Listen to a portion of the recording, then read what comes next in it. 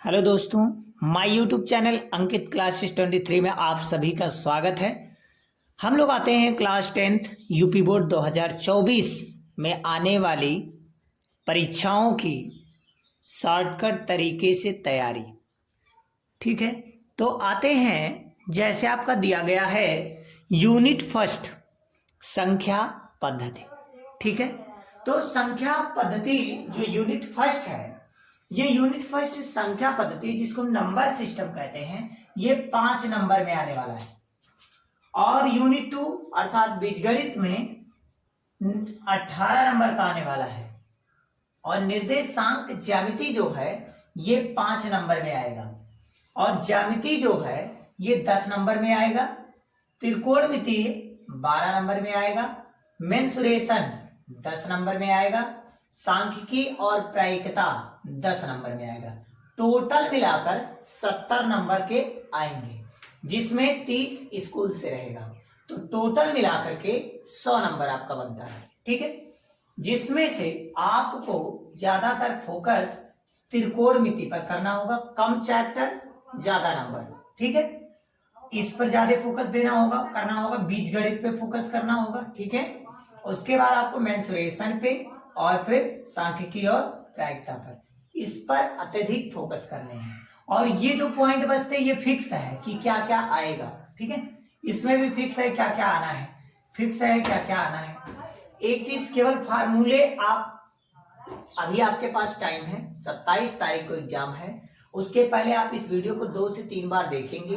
Total formula revise करा दूंगा। Total किस प्रकार से प्रश्न बन सकते हैं ये आपको मैं इस वीडियो में बताऊंगा। ठीक है, तो लास्ट तक वीडियो को देखिएगा।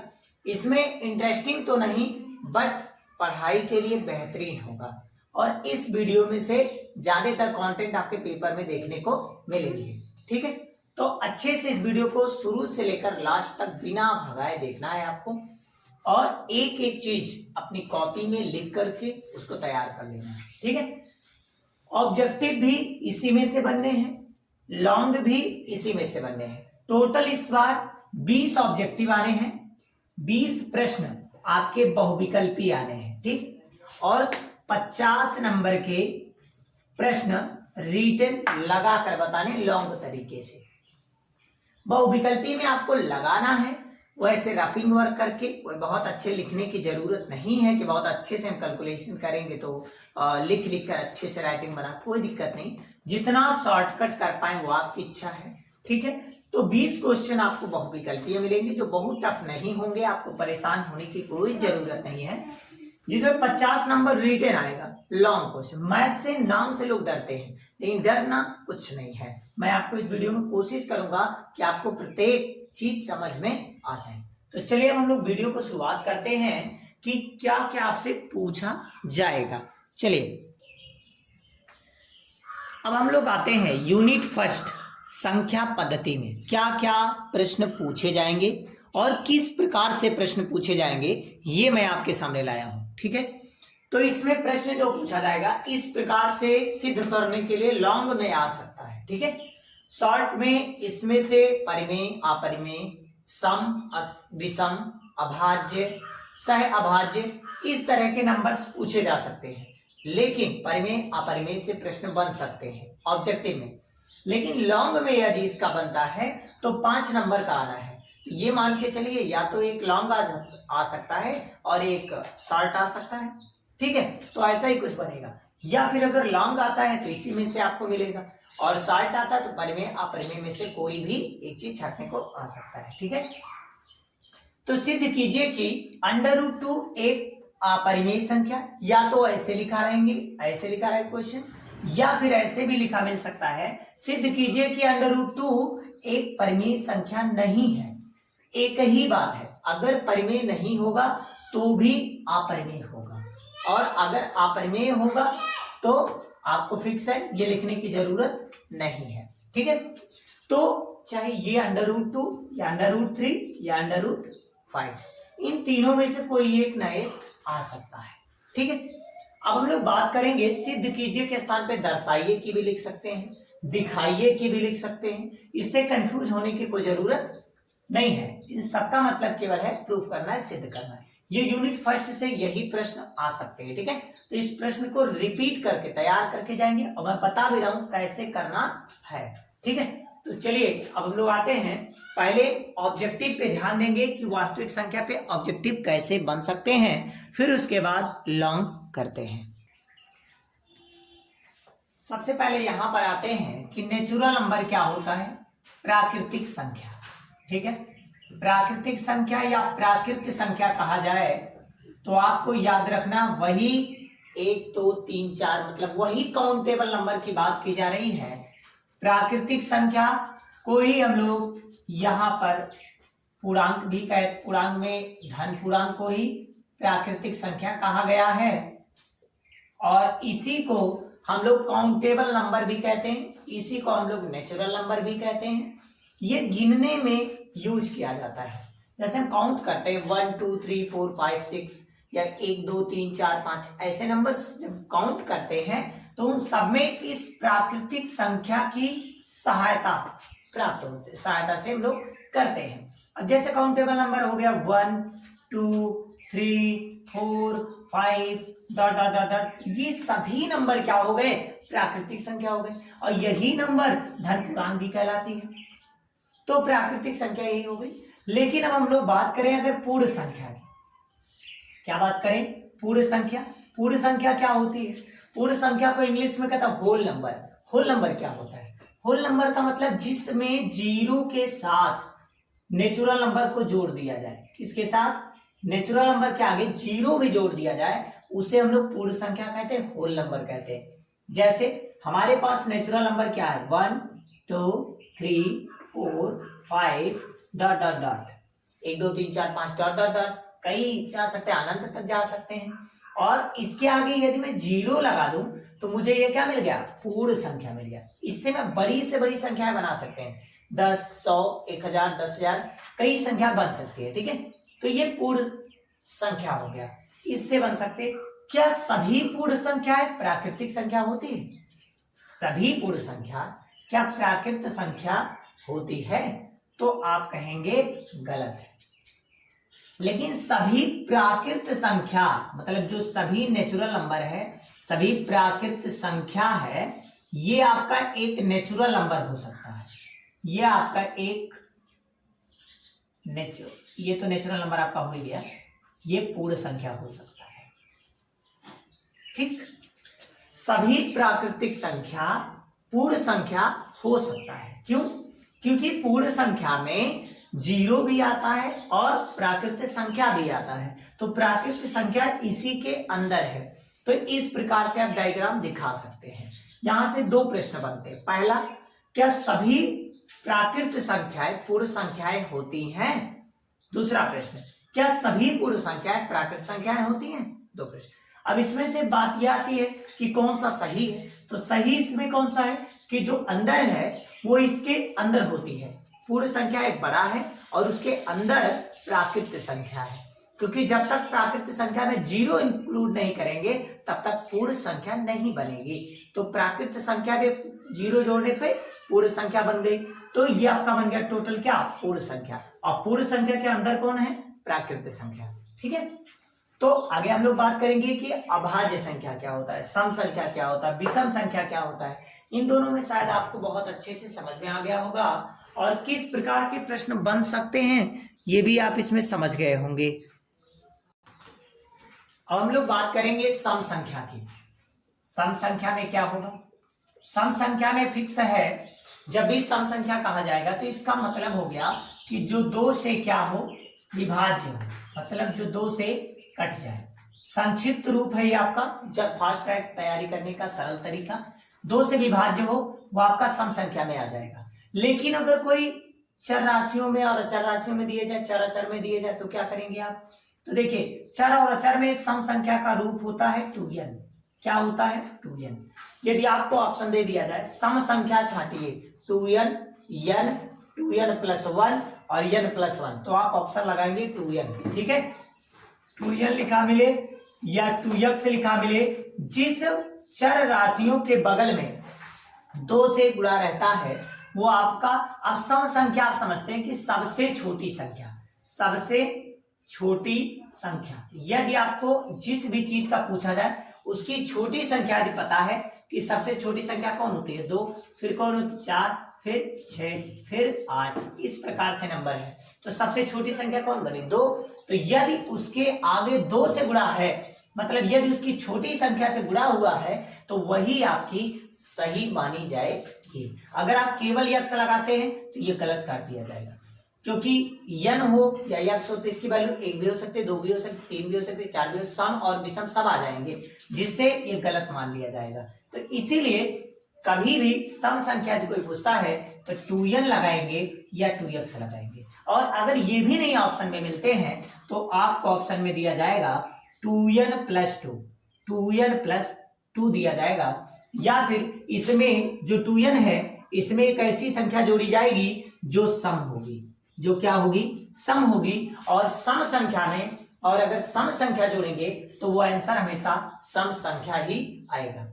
ठीक है, तो ये आपको विशेष ध्यान होना चाहिए। इसमें से आपको एक क्वेश्चन मैच कर सकता है ऑब्जेक्टिव में कि सम संख्या छाटिए तो 2n या 2n प्लस 2, इसमें से कोई ना कोई एक ऑप्शन आपको मिलेगा। ठीक, तो इस पर गलती ना कीजिएगा, सावधानी से लगाइएगा। आपको मैंने बता दिया इसमें राइट ये भी है, ये भी है, ये भी है, लेकिन इसमें से कोई एक ही मिलेगा यदि ऐसा प्रश्न आता है तो। आगे हम लोग बात करेंगे विषम संख्या की। विषम संख्या का मतलब जिसको हम लोग बोलते हैं ऑड नंबर। ऑड नंबर ये आपका क्या है, ये इवन नंबर है। कैसा नंबर है, इवन नंबर। और ये जो है ये ऑड नंबर है। ऑड नंबर मतलब विषम संख्या। विषम संख्या मतलब जो 2 से विभाज्य ना हो, जो 2 से क्या हो, विभाज्य ना हो, वो क्या आपका हो जाएगा, वो हो जाता है विषम संख्या। जैसे 1 आपका 2 से नहीं कटेगा, तो सबसे छोटी संख्या कौन बन गई, 1 बन गई। 1 के बाद 2 कट जाएगा, 3 नहीं कटेगा, 5 नहीं कटेगा, 7 नहीं कटेगा, 9 नहीं कटेगा, 11 नहीं कटेगा, 13 नहीं कटेगा, डॉट डॉट डॉट। ठीक है, अब इसमें देखने को क्या मिला, सबसे छोटी संख्या 1 है, तो आप इसमें अगर आप मान लीजिए, अब आप कहेंगे यहाँ 1 है सर, यहाँ सबसे छोटी संख्या 2 थी, तो आप कहें 2 से गुणा कर लीजिए, 2n या 2x हो जाएगा।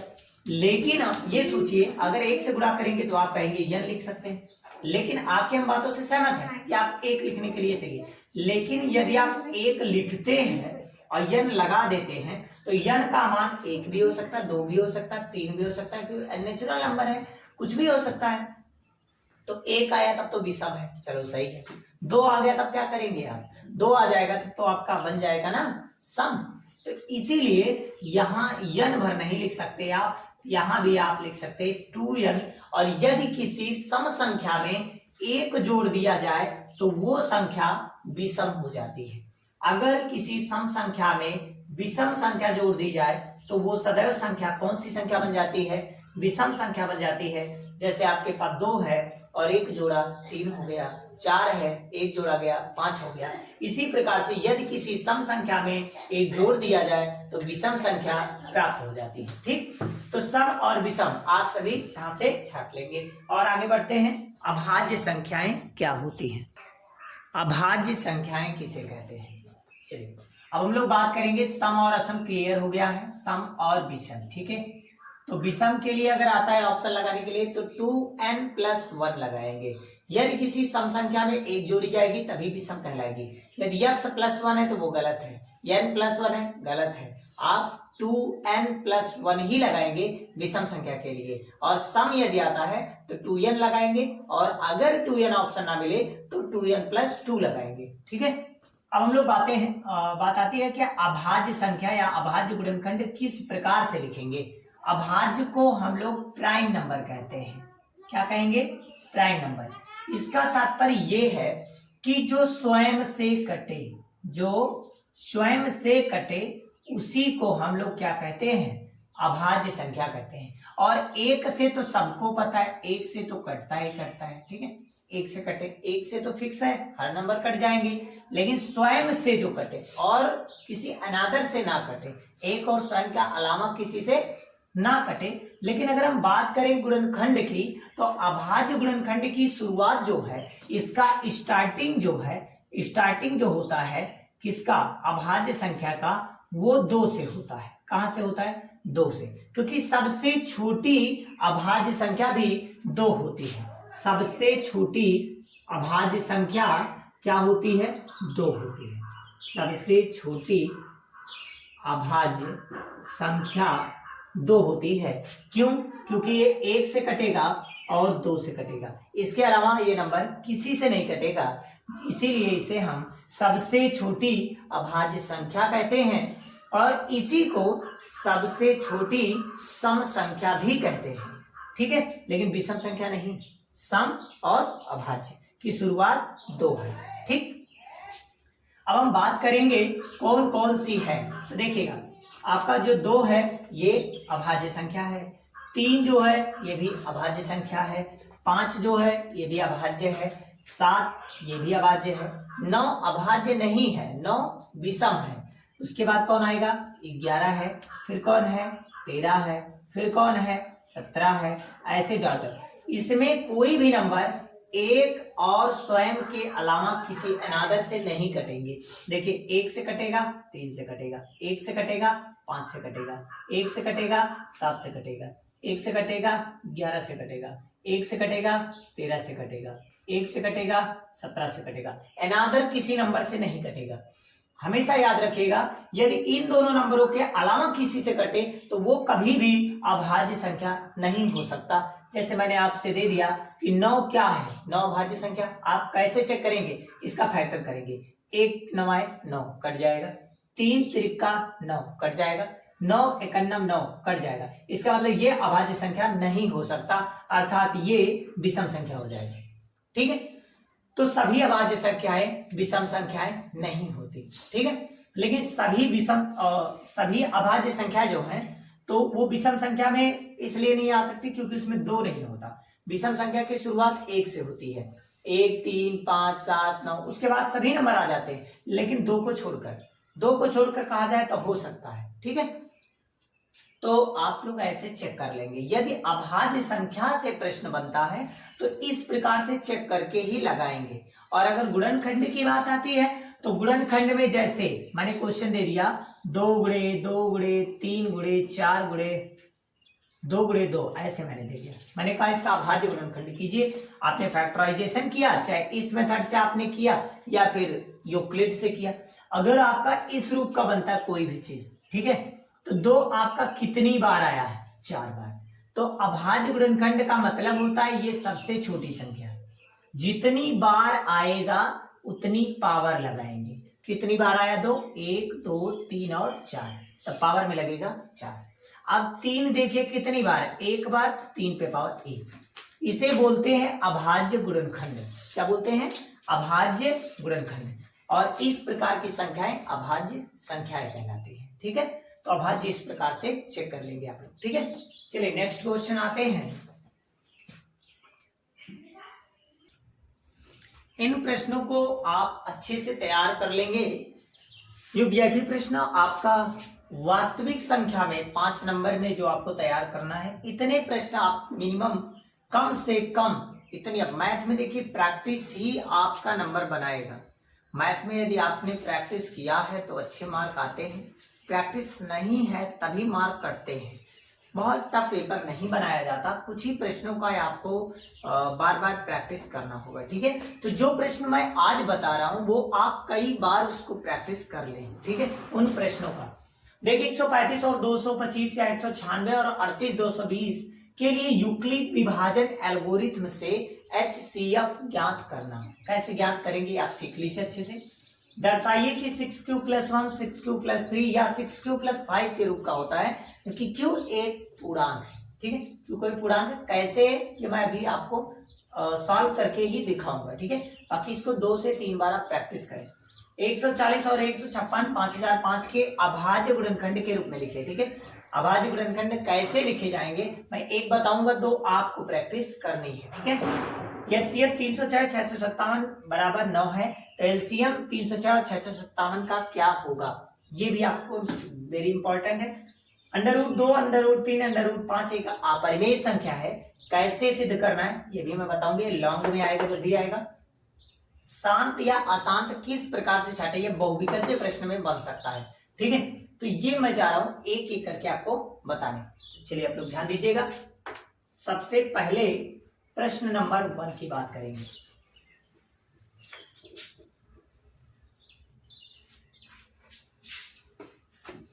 एक 135 और 225, तो इसमें सबसे पहले आपको वर्क करना होगा कि 135 और 225 में बड़ा कौन है। आप कहेंगे 225 सर, तो जो बड़ा उसकी तरफ मुख कर दीजिए और जो छोटा उसकी तरफ पूछ कर दीजिए। जो बड़ा होता है वो भाज्य बनता है, जो छोटा होता है वो भाजक बनता है। तो इसमें बड़ा कौन है, बड़ा 225 है, 225 भाज्य बन जाएगा और 135 भाजक बन जाएगा। जैसे इसका डिवाइड करेंगे तो ये एक बार जाएगा, 2 बार में 270 हो जाएगा, जो कि इससे ज्यादा है और इससे ज्यादा नीचे नहीं लिखा जाता, इसीलिए एक बार डिवाइड करेंगे 135 आएगा, घटाएंगे ये 0 आ जाएगा, 5 में से 5 गया 0, 12 में से 3 गया तो कितना आ जाएगा 9 आ जाएगा और 9 3 बार, ठीक है। और यहाँ 1 बचा, 1 से गया 0 आ गया, ठीक है। क्या शेषफल 0 आया? नहीं। जब शेषफल जिस समय 0 आ जाए उसका भाजक ही उसका HCF हो जाएगा, ठीक है। 0 नहीं आया तो इसका भाजक HCF नहीं हो सकता। अब क्या करेंगे, अब हम लोग यहां लिखेंगे यूक्लिड विभाजन एल्गोरिथम से, यूक्लिड विभाजन एल्गोरिथम से, ठीक है। यूक्लिड विभाजन एल्गोरिथम क्या है, तो A = BQ + R है, यही तो मैंने सिद्ध किया। अब इसका मतलब क्या है, भाज्य बराबर भाजक गुणे भागफल प्लस शेषफल, ये सबसे बड़ी संख्या है और इनका अगर मान निकालें तो इन दोनों का गुणा करें और इसको जोड़ दें तो हमें इनका मान प्राप्त हो जाएगा। तो मैं क्या करूंगा, 225 बराबर 135 गुणे 1 + 90, जबकि 90 0 के बराबर नहीं है तो 90 डज नॉट 0, और जब 0 के बराबर नहीं होगा दोबारा इसी और इसी नंबर को नोट करेंगे, 135 और 90। अब इसमें बड़ा कौन है, 135, जो बड़ा होगा फिर उसकी तरफ मुंह करेंगे। यही स्टेप आप बार बार करेंगे, ये स्टेप फर्स्ट है, ये चरण नंबर 1 है, यही स्टेप आप दोबारा कर रहे हैं हम, स्टेप सेकंड, ठीक। यही बार बार प्रोसेस करेंगे जब तक कि शेषफल 0 नहीं हो जाता। तो इसमें जो बड़ा होगा उसे हमें भाज्य बनाना होगा। अब बड़ा 135 है, अब इसमें भाज्य अगर मैं इधर बना दूं तो ये भाज्य बन जाएगा, तो भाज्य 135 को बनाना तो यहाँ पे लिखना पड़ेगा। अब यहाँ पर करेंगे तो ये क्या हो जाएगा, भाज्य हो जाएगा और ये भाजक हो जाएगा। जो छोटा है वो भाजक, जो बड़ा है वो भाज्य। अब भाग देंगे तो भी एक ही बार जाएगा, तो भी नहीं कटेगा, कितना बचेगा 45। अब हम लोग देखें फिर भी शेषफल 0 नहीं आया, फिर वैसे लिखेंगे 135, ये भाज्य हो गया और भाजक गुणे भागफल प्लस शेषफल, तो 90 गुणे में 1 और प्लस में क्या होगा 45, और जबकि 45 0 के बराबर नहीं है, ठीक है।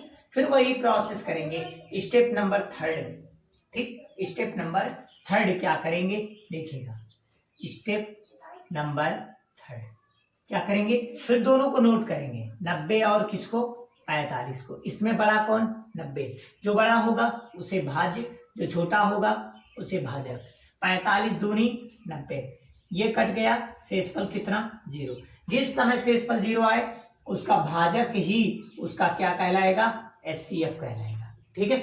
तो आप लोग कैसे लिखेंगे, 90 बराबर 45 गुणे में 2 प्लस में 0, ठीक।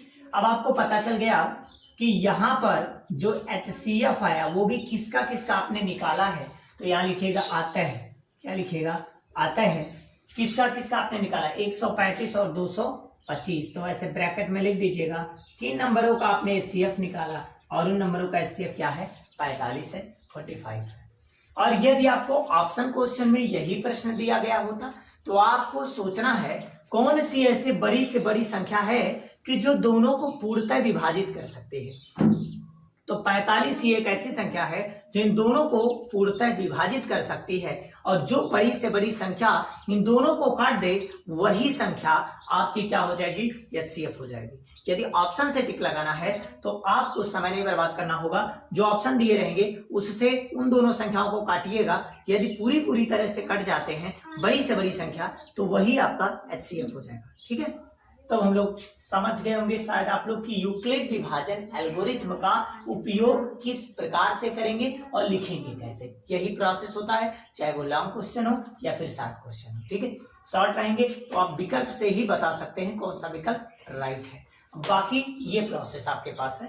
अगर लॉन्ग में आता है, रिटन में आता है, लिखने में आता है, तो इस प्रकार से, और टिक लगाने में आए तो मैंने आपको बताया ऐसे बड़ी से बड़ी संख्या खोजनी है जो पूरी तरह से दोनों संख्याओं को काट दे। जैसे 45 से 135 को भी काट सकता है, 45 आपका 225 को भी काट सकता है। ठीक है, तो चलिए हम नेक्स्ट प्रश्न की बात करेंगे। नेक्स्ट प्रश्न है कि दर्शाइए कि 6q 6q + 1 6q + 3 6q + 5 हो सकता है जहां q एक पूर्णांक है। दर्शाइए कि या सिद्ध कीजिए कि जो धन पूर्णांक है वो 6q 6q + 1 6q + 3 6q मतलब 1 3 5। अब 1 3 5 मैंने आपको बताया कि जब किसी प्रश्न में इस प्रकार से दिखेगा 6q + 1 6q + 3 6q + 5, तो आपको यहाँ तो साफ क्लियर है कि ये अगर ये देखिए तो सम संख्या, ये भी सम, ये भी सम। ठीक है ना।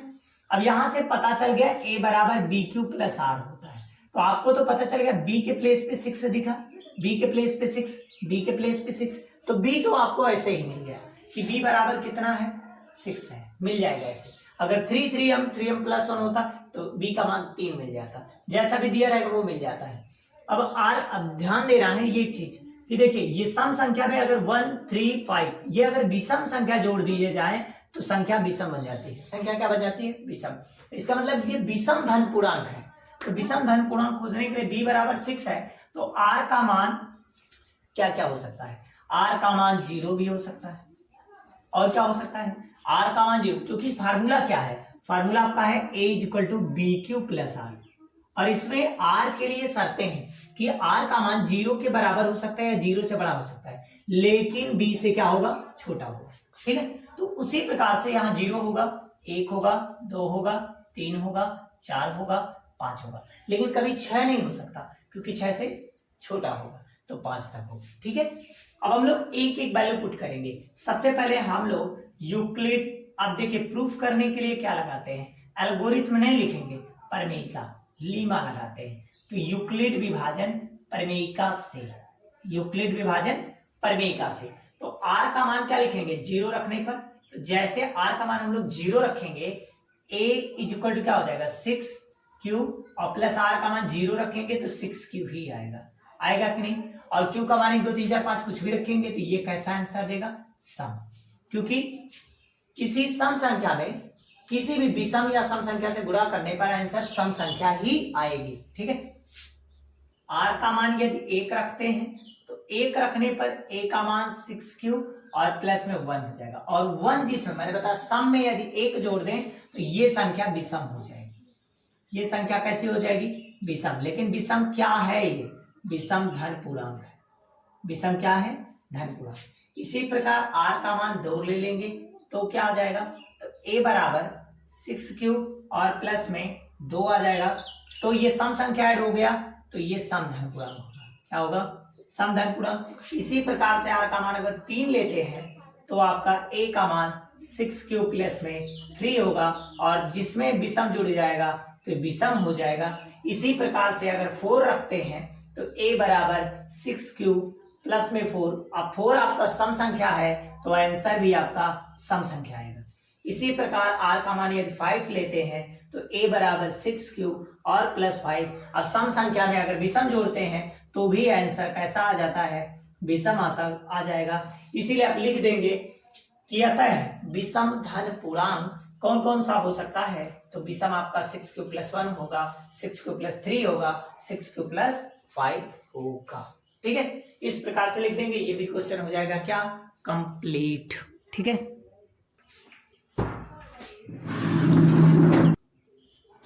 इस प्रकार के प्रश्न आते हैं। एचसीएफ, अगर 2 नंबरों का एचसीएफ आ जाता है, 2 नंबर का एचसीएफ निकालना हो, 2 नंबर का अगर एलसीएम निकालना हो तो आप किस प्रकार से सॉल्व करेंगे? तो आपको सबसे पहले फार्मूले याद होने चाहिए। फार्मूले क्या होते हैं? देखिए फार्मूले क्या होते हैं? 2 संख्याओं का गुणनफल। ये सूत्र यदि याद है तो आपका कभी भी सवाल गलत नहीं हो सकता। 2 संख्याओं का जो गुणनफल होता है वो क्या होता है? एलसीएम और गुणे में एचसीएफ के बराबर होता है। एलसीएम और एचसीएफ के गुणनफल के क्या होता है? बराबर। जैसे 2 संख्या का गुणनफल, मान लो 2 संख्या a और b है, तो 2 संख्या a b है तो इनका गुणनफल मतलब गुणा।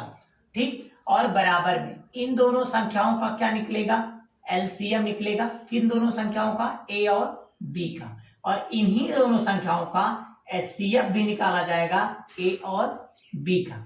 अब लेट कर लीजिए कि आपको अगर जांच करनी है तो केवल आप इन सूत्र को लगा करके जांच कर सकते हैं, ठीक है, इन दोनों को लगाकर जांच कर सकते हैं, left hand side right hand side, ठीक है। लेकिन अगर वैल्यू फाइंड करनी है, मान लो किसी का ये वैल्यू दे दिया गया, ये दोनों दे दिए गए, ये निकालना है, जैसे इस प्रश्न में आ गया, तो आप क्या करेंगे, जैसे जो निकालना होता है उसको रोक लिया जाता है। जैसे आपको एलसीएम निकालना है ए और बी का, तो एलसीएम आप रोक लेंगे। यदि आप इसको रोकते हैं तो आपका ये चीज जो है ये जाएगा नीचे, तो क्या हो जाएगा, ए गुणे बी, और नीचे हो जाएगा एचसीएफ, वो भी किसका, ए कामा बी का। जिसका आप एलसीएम निकालेंगे उसका एचसीएफ दिया गया होगा, ठीक है। जैसे यहां पर आप देख लीजिए, आपको देखिए ए और बी नंबर दे दिया गया, ए और बी नंबर मिल गया, तो ए के प्लेस पर आप लिखेंगे 306 और बी के प्लेस पर लिखेंगे 657, और देखिए अपान में एचसीएफ ए बी का, इन दोनों का एचसीएफ आपको दिया गया, कितना दिया गया, 9, तो 9 लिखेंगे। अब 9 से इसे काटेंगे तो कितना आ जाएगा, 9 3 27, 9 4 36, कितना आ गया, 34। तो आपका ये जो 34 है, जब ये 657 में गुणा होगा तो आंसर आ जाएगा 22 33 8, ये आ जाएगा आंसर, ठीक है। तो ये हो जाएगा उन दोनों संख्याओं का एचसीएफ। इस प्रकार के प्रश्न यदि इस पर आते हैं तो इस प्रकार से सॉल्व कीजिएगा। अब आते हैं कि शांत और अशांत आवर्ती कैसे पता लगाएंगे। हम बात करेंगे शांत और अशांत आवर्ती में, तो देखिए दो टर्म आप बात करेंगे दशमलव में, ठीक है, दशमलव में हम लोग दो बातें करेंगे, एक बात करेंगे शांत आवर्ती की और एक बात करेंगे अशांत आवर्ती, शांत और एक बात करेंगे अशांत आवर्ती। यह ऑप्शन क्वेश्चन में आ सकता है, लिखने के लिए रिटन में नहीं देते हैं ये लोग, ठीक है। तो शांत और अशांत ऑब्जेक्टिव में ही पूछा जाएगा, ठीक, बहुविकल्पीय प्रश्न में एमसीक्यू में आएगा, ठीक है, मल्टीपल चॉइस क्वेश्चन।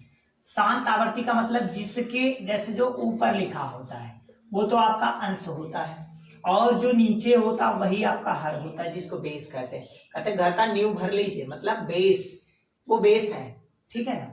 और जो उसके ऊपर दीवार खड़ी होती है वो सब आपका अंश है, वो एक हिस्सा है, घर का एक हिस्सा मकान हो गया, ठीक है। लेकिन जमीन उसकी जो धरातल है वो नींव हो गई, वो बेस हो गया, ठीक है। तो वैसे ही अंश ऊपर होता है, हर नीचे होता है, ठीक है। जैसे आपको अध्यापक क्या करते हैं, 50 में जितना नंबर आप प्राप्त करते हैं, 50 में 20 30 जो भी नंबर प्राप्त करें 50 में दे दिया जाता है। जो नंबर आप प्राप्त करते हैं अर्थात जो प्राप्तांक होता है वो ऊपर दिया जाता है और जो टोटल होते हैं वो नीचे दिया जाता है। उसी प्रकार से अंश और हर का खेला है। तो इसमें जो हर होता है, यदि आपको बहुविकल्पीय जल्दी से चेक करना है तो हर का आप फैक्टराइजेशन ऐसे भी कर सकते हैं। ये आपके लिए वेरी सिंपल होता है क्योंकि आप छोटे थे तब से यही करते हुए चले आ रहे हैं, ठीक है। तो यही आप कर लीजिए, कोई जल्दी नहीं, पेपर में आपको किस प्रकार से आप कैलकुलेशन, या आप पर डिपेंड करता है, बस सही होना चाहिए। तो जो हर है वो आपका 2 पे पावर m और 5 पे पावर n के रूप का होना चाहिए, ठीक है। या फिर हो सकता है केवल 2 पे पावर m हो जाए तब भी चलेगा, या हो सकता है केवल 5 पे पावर n हो जाए तब भी चलेगा। मतलब इसमें से अगर कोई भी रूप बनता है तो वो आपका शांत आवर्ती कहलाएगा। लेकिन अगर ऐसा नहीं है, अगर आप भाग दे के बताना चाहते हैं तो भाग दे के देख लीजिए कौन सा ऐसा नंबर है जो एक निश्चित दशमलव के बाद जाकर समाप्त हो जाएगा। क्या हो जाएगा, दशमलव की एक निश्चित संख्या के बाद जाकर समाप्त हो जाएगा, तो वो भी आपका शांत आवर्ती हो सकता है। लेकिन भाग देकर चेक करेंगे काफी लंबा समय लगेगा, ऐसे कर लेंगे कम समय में हो जाएगा, ठीक है। अशांत का मतलब जैसे 2 पे पावर m आया और यहाँ पे बगल में 3 आ गया या 7 आ गया, 3 आ जाए 7 आ जाए, मतलब अनदर कोई भी नंबर आ जाए, अनदर नंबर कोई भी आ जाए, मतलब 2 और 5 के अलावा अगर कोई भी नंबर आता है तो वो अशांत आवर्ती हो जाएगा, ठीक है। जैसे मैंने कहा ऑब्जेक्टिव क्वेश्चन दिया कि 17/8 क्या है। अब 17/8 क्या है, मतलब ये शांत आवर्ती है या अशांत आवर्ती है। तो देखिए 17, अब आपको बेस मिला, 8 को क्या लिख सकते हैं, आप कहेंगे 2 गुणे 2 गुणे 2 आप लिख सकते हैं। अच्छा ये 2 कितनी बार है, तो 2 पे पावर 3 हो गया। क्या ये बताओ 2 पे पावर m का रूप बना, m का मतलब 1 2 3 4 कुछ भी हो सकता है, n का मान भी 1 2 3 4 कुछ भी हो सकता है। तो 2 पे पावर m अर्थात 2 पे पावर n कुछ भी हो जाए, तो ये जो 2 पे पावर 3 है ये क्या है, शांत आवर्ती हो गया, क्योंकि इसका रूप ले लिया तो ये शांत आवर्ती हो जाएगा, ठीक है। ऑप्शन में ऐसे ही आप लोग चेक कर लीजिए, ठीक है। तो ये क्लियर हो जाए। अगर 100 आता है, अगर मान लीजिए किसी के हर में अगर 10 आ जाए, या मान लीजिए 100 आ जाए, या मान लीजिए 1000 आ जाए, ऐसे प्रश्न यदि आते हैं तो आप बिना कैलकुलेशन किए ही बहुविकल्पी में बता सकते हैं कि वो शांत आवर्ती होगा। यदि 100 आता है, 100 आता है, या 10 आए, या 1000 आए, या 10,000 आए, या 1,00,000 आए, या 10,00,000 आए, तो आप बिना कैलकुलेशन किए ही बता सकते हो कि वो शांत आवर्ती होगा। एक निश्चित संख्या के बाद जाकर के वो समाप्त हो जाएगा, ठीक है। तो शांत और अशांत शायद आप सभी को बहुत अच्छे से आया होगा। अब आते हैं परिमेय और अपरिमेय संख्या कैसे सॉल्यूशन करेंगे कि आपको कंप्लीट मार्क प्राप्त हो। अब जैसे प्रश्न आ जाए कि √2 एक परिमेय संख्या नहीं है, या प्रश्न आ जाए √3 एक अपरिमेय संख्या नहीं है, या फिर हो सकता है ऐसा प्रश्न बन जाए कि √5 एक अपरिमेय संख्या है। देखिए, परिमेय संख्या नहीं है या बोला जाए अपरिमेय संख्या है, दोनों एक ही बात है। आपको कंफ्यूज करने के लिए परिमेय संख्या के आगे नहीं लगा दिया जाएगा, तो भी आपसे अपरिमेय संख्या की ही बात की जा रही है, ठीक है। तो हमेशा याद रखिएगा। तो ऐसे यदि प्रश्न आते हैं तो आप सबसे पहले उसे लेट करेंगे, उसे मानेंगे कि जो अपरिमेय आपने बताया है वो सबसे पहले आप परिमेय बनाएंगे। तो माना मान लीजिए √2 आ गया, तो माना √2 एक क्या है, परिमेय संख्या है। अब पेपर में क्या दिया रहेगा, परिमेय संख्या नहीं है या अपरिमेय संख्या है दिया रहेगा, लेकिन आपको करना है कि √2 एक परिमेय संख्या है और इसको मानकर इसको सिद्ध भी करना है। बाद में वो बातें गलत हो जाएंगी और उसी को आप बोल सकते हैं कि अपरिमेय संख्या, ठीक है। तो चलिए अब हम लोग क्या करेंगे, सबसे पहले जैसे परिमेय हो गया तो √2 को हम लोग P/Q के फॉर्म में लिख सकते हैं और Q 0 के इक्वल नहीं है। मतलब हम लोग ये कह सकते हैं कि परिमेय संख्या का तात्पर्य यही होता है कि जिसे P/Q के रूप में लिख सकते हैं, वही परिमेय बोल सकते हैं। तो हम लोग क्या करेंगे, ये परिमेय हो गया जिसका हर 0 के बराबर नहीं होना चाहिए। अगर हर 0 हो जाएगा तो उसका आंसर अनंत आ जाएगा, अर्थात वो कभी परिमेय नहीं हो सकेगा, ठीक है। तो इसीलिए अब हम लोग क्या करेंगे, इसके बाद आपका कर्तव्य है कि दोनों पक्षों का वर्ग कर देंगे आप। दोनों पक्षों का क्या करने पर, वर्ग करने पर। जैसे दोनों पक्षों का आप वर्ग करेंगे तो हो जाएगा √2 का होल स्क्वायर और यहां हो जाएगा P/Q का होल स्क्वायर। इसको सॉल्व करेंगे, स्क्वायर से √ कैंसिल हो जाएगा, 2 आ जाएगा और यहां हो जाएगा P² और नीचे हो जाएगा Q²। क्रॉस मल्टीप्लाई करेंगे तो हो जाएगा P² बराबर 2Q²। और अगर आप Q² को रोकते हैं, अगर आप Q² को रोकते हैं तो ये P² में 2 से डिवाइड हो जाएगा। अब यही चीज थ्योरी में लिखा जाता है, क्या लिखा जाएगा कि जो P² है वो 2 से विभाज्य है। P² जो है वो 2 से विभाज्य है तो आंसर Q² आता है। और अगर P भी 2 से विभाज्य होगा, ठीक है। अगर P² 2 से विभाज्य है तो P भी 2 से विभाज्य होगा, ठीक। अब हम लोग क्या करते हैं, जब इस प्रकार से इतना सॉल्व करके इतना लिख लेते हैं थ्योरी के रूप में, कैसे लिखेंगे, P² 2 से विभाज्य है, अतः P भी 2 से विभाज्य होगा, ठीक है। फिर क्या दिखाएंगे, फिर आप इसी को लेट करते हैं दोबारा, तो लेट करेंगे, फिर क्या मानेंगे, P बराबर क्या मानेंगे, जो आपका दिया रहेगा। जैसे P बराबर यहाँ 2 था तो आप भी यहाँ लेट कर दिए 2। अब यहाँ कुछ भी मान सकते हैं, C भी मान सकते हैं, K भी मान सकते हैं, T भी मान सकते हैं, कुछ भी मान सकते हैं। तो आप ये वैल्यू उठा के आप पुट कर लीजिए, तो क्या हो जाएगा, 2C का क्या हो जाएगा स्क्वायर इज इक्वल टू क्या लिखा है, 2Q का स्क्वायर। अब 2 दूनी करेंगे 4, C का करेंगे C² और बराबर में क्या है 2Q²। ये 2 से कट जाएगा, 2 दूनी 4, तो यहाँ क्या आ जाएगा 2C² बराबर Q²। और अगर आप C² को रोकिए तो Q²/2।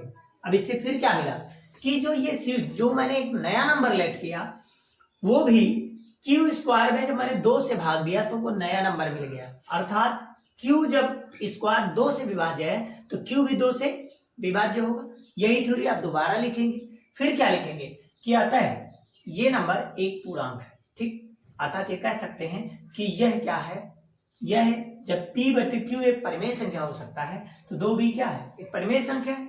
अर्थात इस कथन में हमें विरोधाभास प्राप्त होता है, क्या पता चलता है, विरोधाभास प्राप्त होता है। इसीलिए यह कथन गलत है, इसीलिए यह कथन गलत है या इसीलिए यह कथन असत्य है। इसीलिए जो √2 है एक अपरिमेय संख्या है। ठीक है, इस प्रकार से आप लिखकर इसको कंप्लीट कर देंगे, आपको टोटल मार्क मिल जाएगा। अब आते हैं जो बीजगणित आपका 18 नंबर का इस बार आने वाला है। तो बीजगणित में कैसे प्रश्न आ सकते हैं, ठीक है। तो बीजगणित में सबसे पहले हम फंक्शन से कुछ क्वेश्चन बनाते हैं।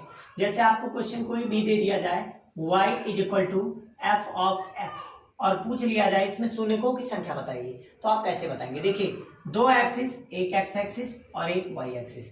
अब इस यक्स में और वाई में ऐसे कोई मैंने ग्राफ बना दिया। अब ये मैंने जो लेट किया तो आपको देखना फंक्शन ऑफ जो यक्स है, इस यक्स में कितनी बार कट किया है वो रेखा। तो एक बार यहाँ कट हुआ है और एक बार यहाँ कट हुआ है, दो बार कट हुए हैं। तो इसमें शून्यकों की जो संख्या हो जाएगी, इसमें जो शून्यकों की संख्या हो जाएगी, यही कटों की संख्या शून्यकों की संख्या कहलाएगी। तो शून्यकों की संख्या कितनी मिल गई, 2।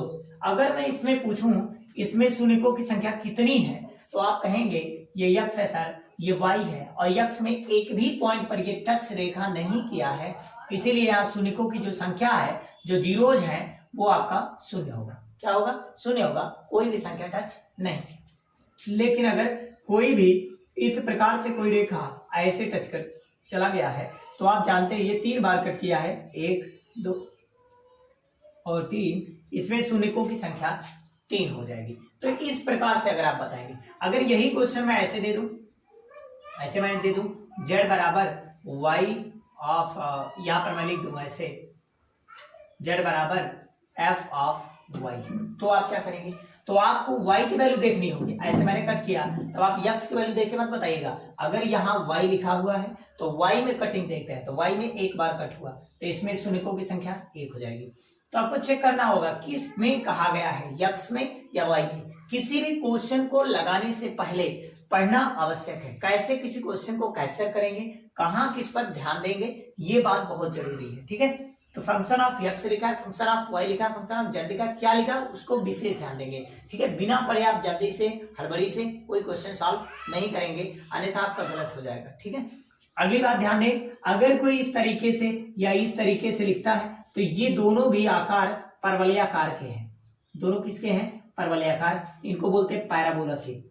ठीक है, तो ये जो आपका यू आकार का इस टाइप से है, यही द्विघात समीकरण को भी व्यक्त करता है। जो अगर 3 कट हो गए, 3 जीरोज हो गए, तो वो कभी भी आपका द्विघात समीकरण व्यक्त नहीं कर सकता।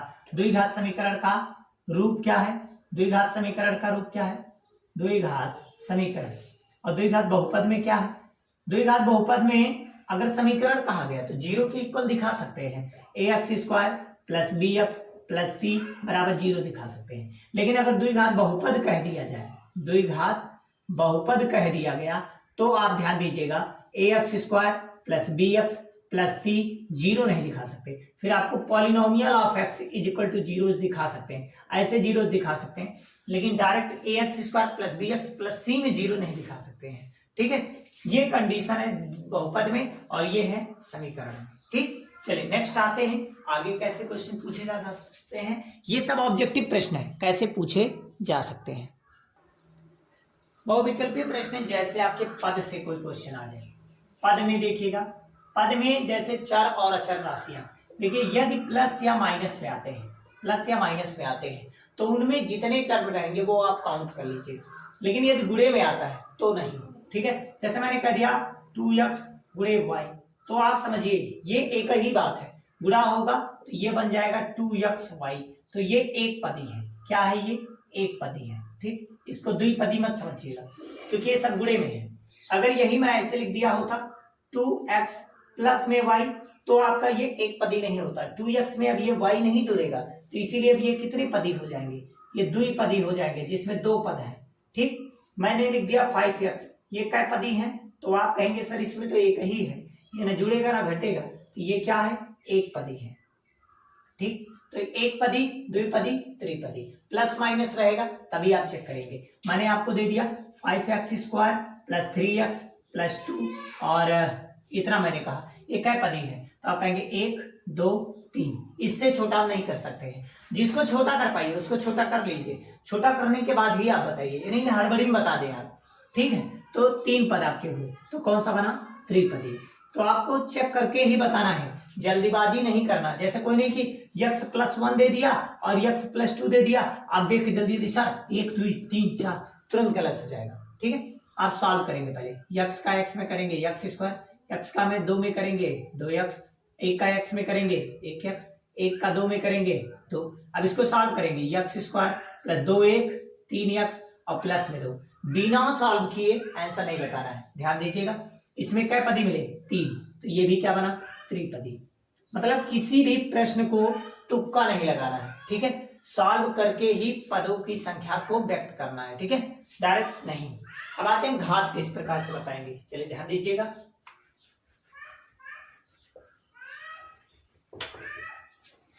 अब हम लोग बात करेंगे घात की। तो घात जो है, इस पे घात विशेष ध्यान देना है कि घात जो होती है वो हमेशा चर राशियों पर देखनी है। किस पर? चर राशियों पर घात है, यही घात है, यही पावर है, यही डिग्री है। ठीक है, और अचर पर अगर हम बात करें, अचर पर अगर हम बात करें तो अचर पर देखिए, अचर के बगल में जो चर होता है उस पर घातें सदैव शून्य होती है। क्या होती है? घातें शून्य होती है। मतलब अंकों पर, याद रखिएगा, अंकों पर हमेशा जो घात होती है वो शून्य होती है। क्या होती है? घात शून्य होती है। ठीक है, लेकिन चर पर घातें अगर कुछ ना लिखा रहे तो 1 होती है, कुछ ना लिखा रहे 1 होती है, और लिखा रहे तो चेक कर लोगे सबसे बड़ी घात ही उसकी घात कहलाती है। जैसे मैंने कह दिया 2x प्लस 1 में घात कितनी है, तो आप कहे सर x है, इस पर पावर 1 है, सबसे बड़ी घात देखनी है, इसके बगल में x पे पावर 0 है, अंक के बगल में घात x पावर 0 होती है, और जिस पे पावर 0 हो जाए उसका मान 1 होता है, तो कहानी खत्म, 1 करने में क्या होगा, इसलिए कोई दिक्कत नहीं है। लेकिन अचर, अगर चर पर घात देखें, अंक के बगल में तो शून्य होता है, लेकिन हमें छोटी घात नहीं, हमें बड़ी घात बतानी होती है। तो बड़ी घात कौन है? 1 है, 0 से बड़ा 1 है, इसीलिए इसकी सबसे बड़ी घात क्या हो गई? 1, और वही इसकी घात कहलाएगी। तो 2x प्लस 1 की घात क्या होगी? 1 होगी।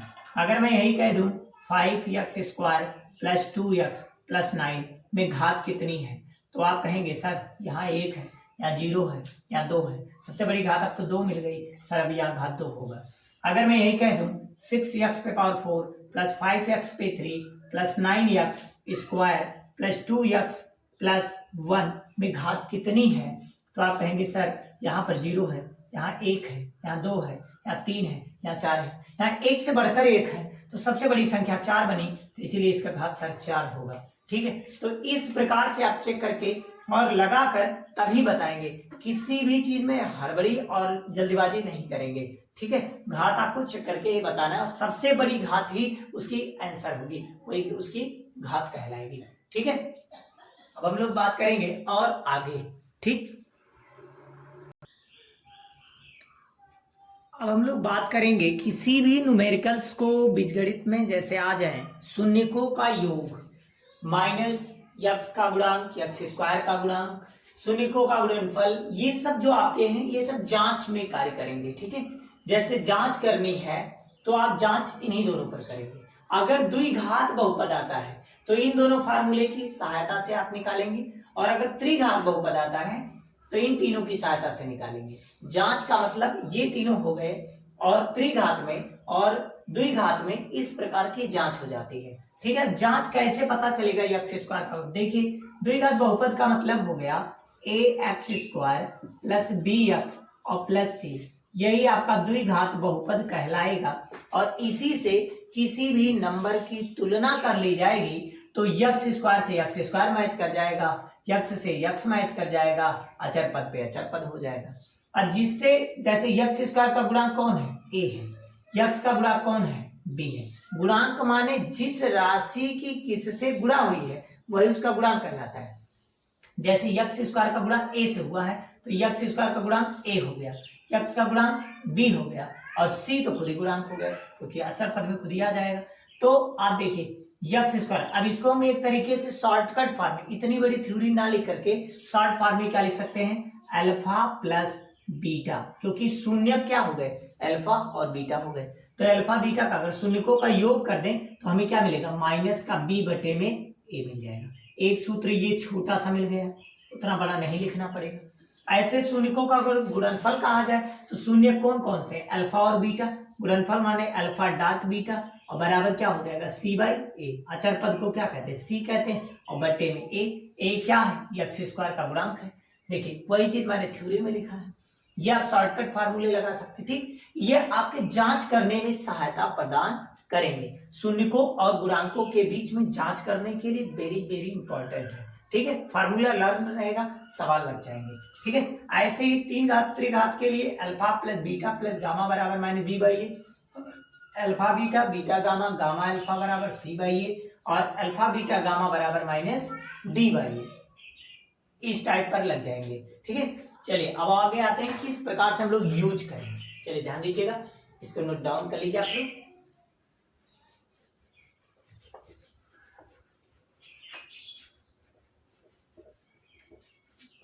अब यही अगर आता है द्विघात में, मान लीजिए आपको अल्फा बीटा और बीटा गामा दोनों मूल दे दिए गए, तो आप क्या करेंगे, द्विघात बहुपद कैसे बनाएंगे। ठीक है, तो आपको बनाने के लिए शॉर्टकट तरीका है एक्स स्क्वायर और यहां बनाएंगे माइनस अल्फा प्लस बीटा और इंटू में क्या लगा देंगे एक्स और प्लस में क्या लगा देंगे अल्फा बीटा, ये हो जाएगा इनका गुणनफल का सूत्र। ठीक, बहुपद में द्विघात बहुपद बना सकते हैं। अल्फा प्लस बीटा और अल्फा बीटा यदि पता है तो आप इस पे रख के वैल्यू निकाल सकते हैं। ठीक है, और बटे में आएगा तो सब में वही उसी नंबर से सभी में गुणा कर दीजिएगा। ठीक है, और अगर यही त्रिघात में आएगा तो आप इसी प्रकार से उसमें भी यही तरीका अपनाएंगे। ठीक है, कोई भी चीज परेशान होने की जरूरत नहीं है, रिलैक्स माइंड से लगाएंगे, बिल्कुल आपका लग जाएगा। ठीक है, परेशान नहीं होना है। चलिए हम लोग आ जाते हैं कोई सवाल लेकर के, इस पर प्रैक्टिस करते हैं। तो एक सवाल किस प्रकार से लगाएंगे और संबंध दर्शाएंगे। द्विघात बहुपद में x square plus 7x plus 10 के शून्य ज्ञात कीजिए तथा शून्यकों और गुणांकों के बीच संबंध स्थापित कीजिए। देखिए प्रश्न हूबहू नहीं मिलेंगे, मैंने आपको बताया कि अंक सेम नहीं हो सकते, मैथ में डिफरेंस हो सकता है लेकिन तरीका यही रहेगा, कॉन्सेप्ट यही रहेगा, पूछने का टाइटल यही रहेगा। ठीक है, जैसे आपसे पूछा द्विघात बहुपद x square plus 7x plus 10 के शून्य ज्ञात कीजिए तथा शून्यकों और गुणांकों के बीच संबंध स्थापित कीजिए। हाँ, पूछने का क्वेश्चन यहाँ जो ये है ये बदल सकता है आपसे। ठीक है, या फिर इस टाइप से प्रश्न बन सकते हैं या फिर इस प्रकार से ही प्रश्न आ सकते हैं 1/4 या -1, क्या पूछ लेगा √2, 3 या √5, 6 या 3/2, 5, कुछ भी कह सकता है। से द्विघात बहुपद ज्ञात कीजिए जिसमें शून्यकों का योगफल इतना है और शून्यकों गुणनफल इतना है, ऐसे प्रश्न करके पूछे जाएंगे। तो आप किस प्रकार से सॉल्यूशन करेंगे, चलिए हम इसको रफ करते हैं और सॉल्यूशन करके दिखाते हैं। देखिए प्रश्न नंबर 1 का सॉल्यूशन किस प्रकार से हम करेंगे। तो देखिए हम लोग इसका सॉल्यूशन जो है इस प्रकार से करेंगे, ध्यान दीजिएगा। जो भी चीज आपका दिया रहेगा पहले वो नोट करिएगा आप लोग। नोट करने के बाद इसको बना लीजिएगा समीकरण नंबर 1। और क्या है ये द्विघात बहुपद है, तो आप यहां पर लिखिएगा द्विघात बहुपद। अब द्विघात बहुपद है क्या, तो आपको पता है ax स्क्वायर प्लस में bx और प्लस में c, इसको बना लीजिएगा समीकरण नंबर 2। आप समीकरण 1 और समीकरण 2 की तुलना कर लीजिएगा। समीकरण 1 समीकरण 2 की क्या करने पर, तुलना करने पर, comparing on equation first and second. Compare करेंगे x स्क्वायर सेम हो जाएगा, इसके आगे 1 माना जाता है, तो a के प्लेस पर क्या है 1 मिल गया आपको। ऐसे x सेम हो गया, b के प्लेस पे आपको क्या मिला 7। आप ध्यान दीजिएगा यहाँ प्लस है कि नहीं है, अगर यहाँ प्लस यहाँ माइनस है तो b का मान माइनस 7 आता, ठीक है, लेकिन यहाँ भी प्लस इसीलिए b का मान 7 आया है। c बराबर यहाँ भी प्लस इसीलिए c के इधर पे क्या लिखा है 10, तो c बराबर 10। c के प्लेस पर जो लिखा रहेगा वही पूरा लिखेंगे। ठीक, अब हम लोग क्या करेंगे, इसकी सबसे पहले इतना तो हमने निकाल लिया a b और c। अब हमें निकालना है शून्यकों का योग और गुणनफल। तो शून्यकों का योगफल क्या होता है, अल्फा प्लस बीटा बराबर माइनस का b अपान में a। तो b का मान क्या है, b का मान आपको पता है 7, तो यहाँ हो जाएगा -7। और भाई a का मान कितना है, a का मान 1 है तो 1 हो जाएगा, और -7/1 को -7 ही लिखा जा सकता है। ऐसे अगर शून्यकों का गुणनफल निकालेंगे तो अल्फा इंटू बीटा बराबर क्या होता है c/a, तो c/a लगाएंगे तो ये तो आपका फार्मूला है, ये तो आपको मैंने क्या बताया, फार्मूला द्विघात बहुपद के लिए, यही बीआईपी भी है, इसी से बनेंगे। त्रिघात का कम चांस है, द्विघात का 79% चांस है, ठीक है। सी की वैल्यू कितनी है, 10 है, और ए की वैल्यू कितनी है, 1 है। अब 10/1 मतलब 10/1 को हम 10 ही कहते हैं, तो क्या बन गया, -7 और 10, ये शून्यक आ गए, ठीक है। अब हम लोग क्या करेंगे, यहां से अब शून्यकों और गुणांकों के बीच संबंध ज्ञात करेंगे। तो शून्यकों और अगर हम बात करें इनके बीच संबंध क्या होगा, तो ये तो मुझे पता चल गया कि ये क्या होंगे, अल्फा प्लस बीटा का मान क्या होगा, अल्फा बीटा का मान क्या होगा, ये हम लोग को पता चल गया है। लेकिन जब मैं अगर इसका फैक्टर करता, किसका, x² + 7x + 10 का, अगर मैं इसका फैक्टर करता तो मुझे शून्य मिल जाते अल्फा और बीटा। कह दो कैसे, अब इसको मैं देखूं तो इसको मैं ऐसा फैक्टर करता हूं, गुणा करने पर 10 आए, क्योंकि 10 का नाम 10, गुणा करने पर 10 आए, जोड़ने या घटाने पर 7 है, तो मैं क्या करूंगा, तो x² और प्लस 5 दूनी 10, 5 2 7, x है तो x, प्लस में 10 है तो 10, अब x² हो जाएगा, 5 का x में करेंगे 5x, और 2 का x में करेंगे 2x, प्लस में हो जाएगा 10, 2 का पेयर बना लेंगे, तो इसमें से क्या कॉमन है, x बचेगा, x प्लस में 5, इन दोनों में क्या कॉमन है, 2, तो क्या बचेगा, 2 पचे 10, यहां हो गया। अब ये दोनों सेम x + 5 और ये आ गया x प्लस में 2। अब अल्फा का मान क्या मिलेगा, -5, क्योंकि जब बराबर 0 दिखाएंगे तो ये उधर जाएगा तो माइनस पे 5 होगा, और ये माइनस में 2 होगा, तो -5 - 2 आएगा, तो -5 - 2 कितना आंसर आएगा, -7। इसका मतलब ये सत्य है। ये भी -5 - 2, माइनस माइनस प्लस हो जाएगा, और 5 दूनी 10 हो जाएगा, प्लस में 10, प्लस में 10, राइट है एकदम। शून्यकों की जांच आप लोग इसी प्रकार से कर लेंगे, left hand side = right hand side, left hand side = right hand side, ये तरीका है इस तरह के प्रश्न को सॉल्व करने का, ठीक है। अब सेकंड प्रश्न मैंने क्या और किस प्रकार से दिया,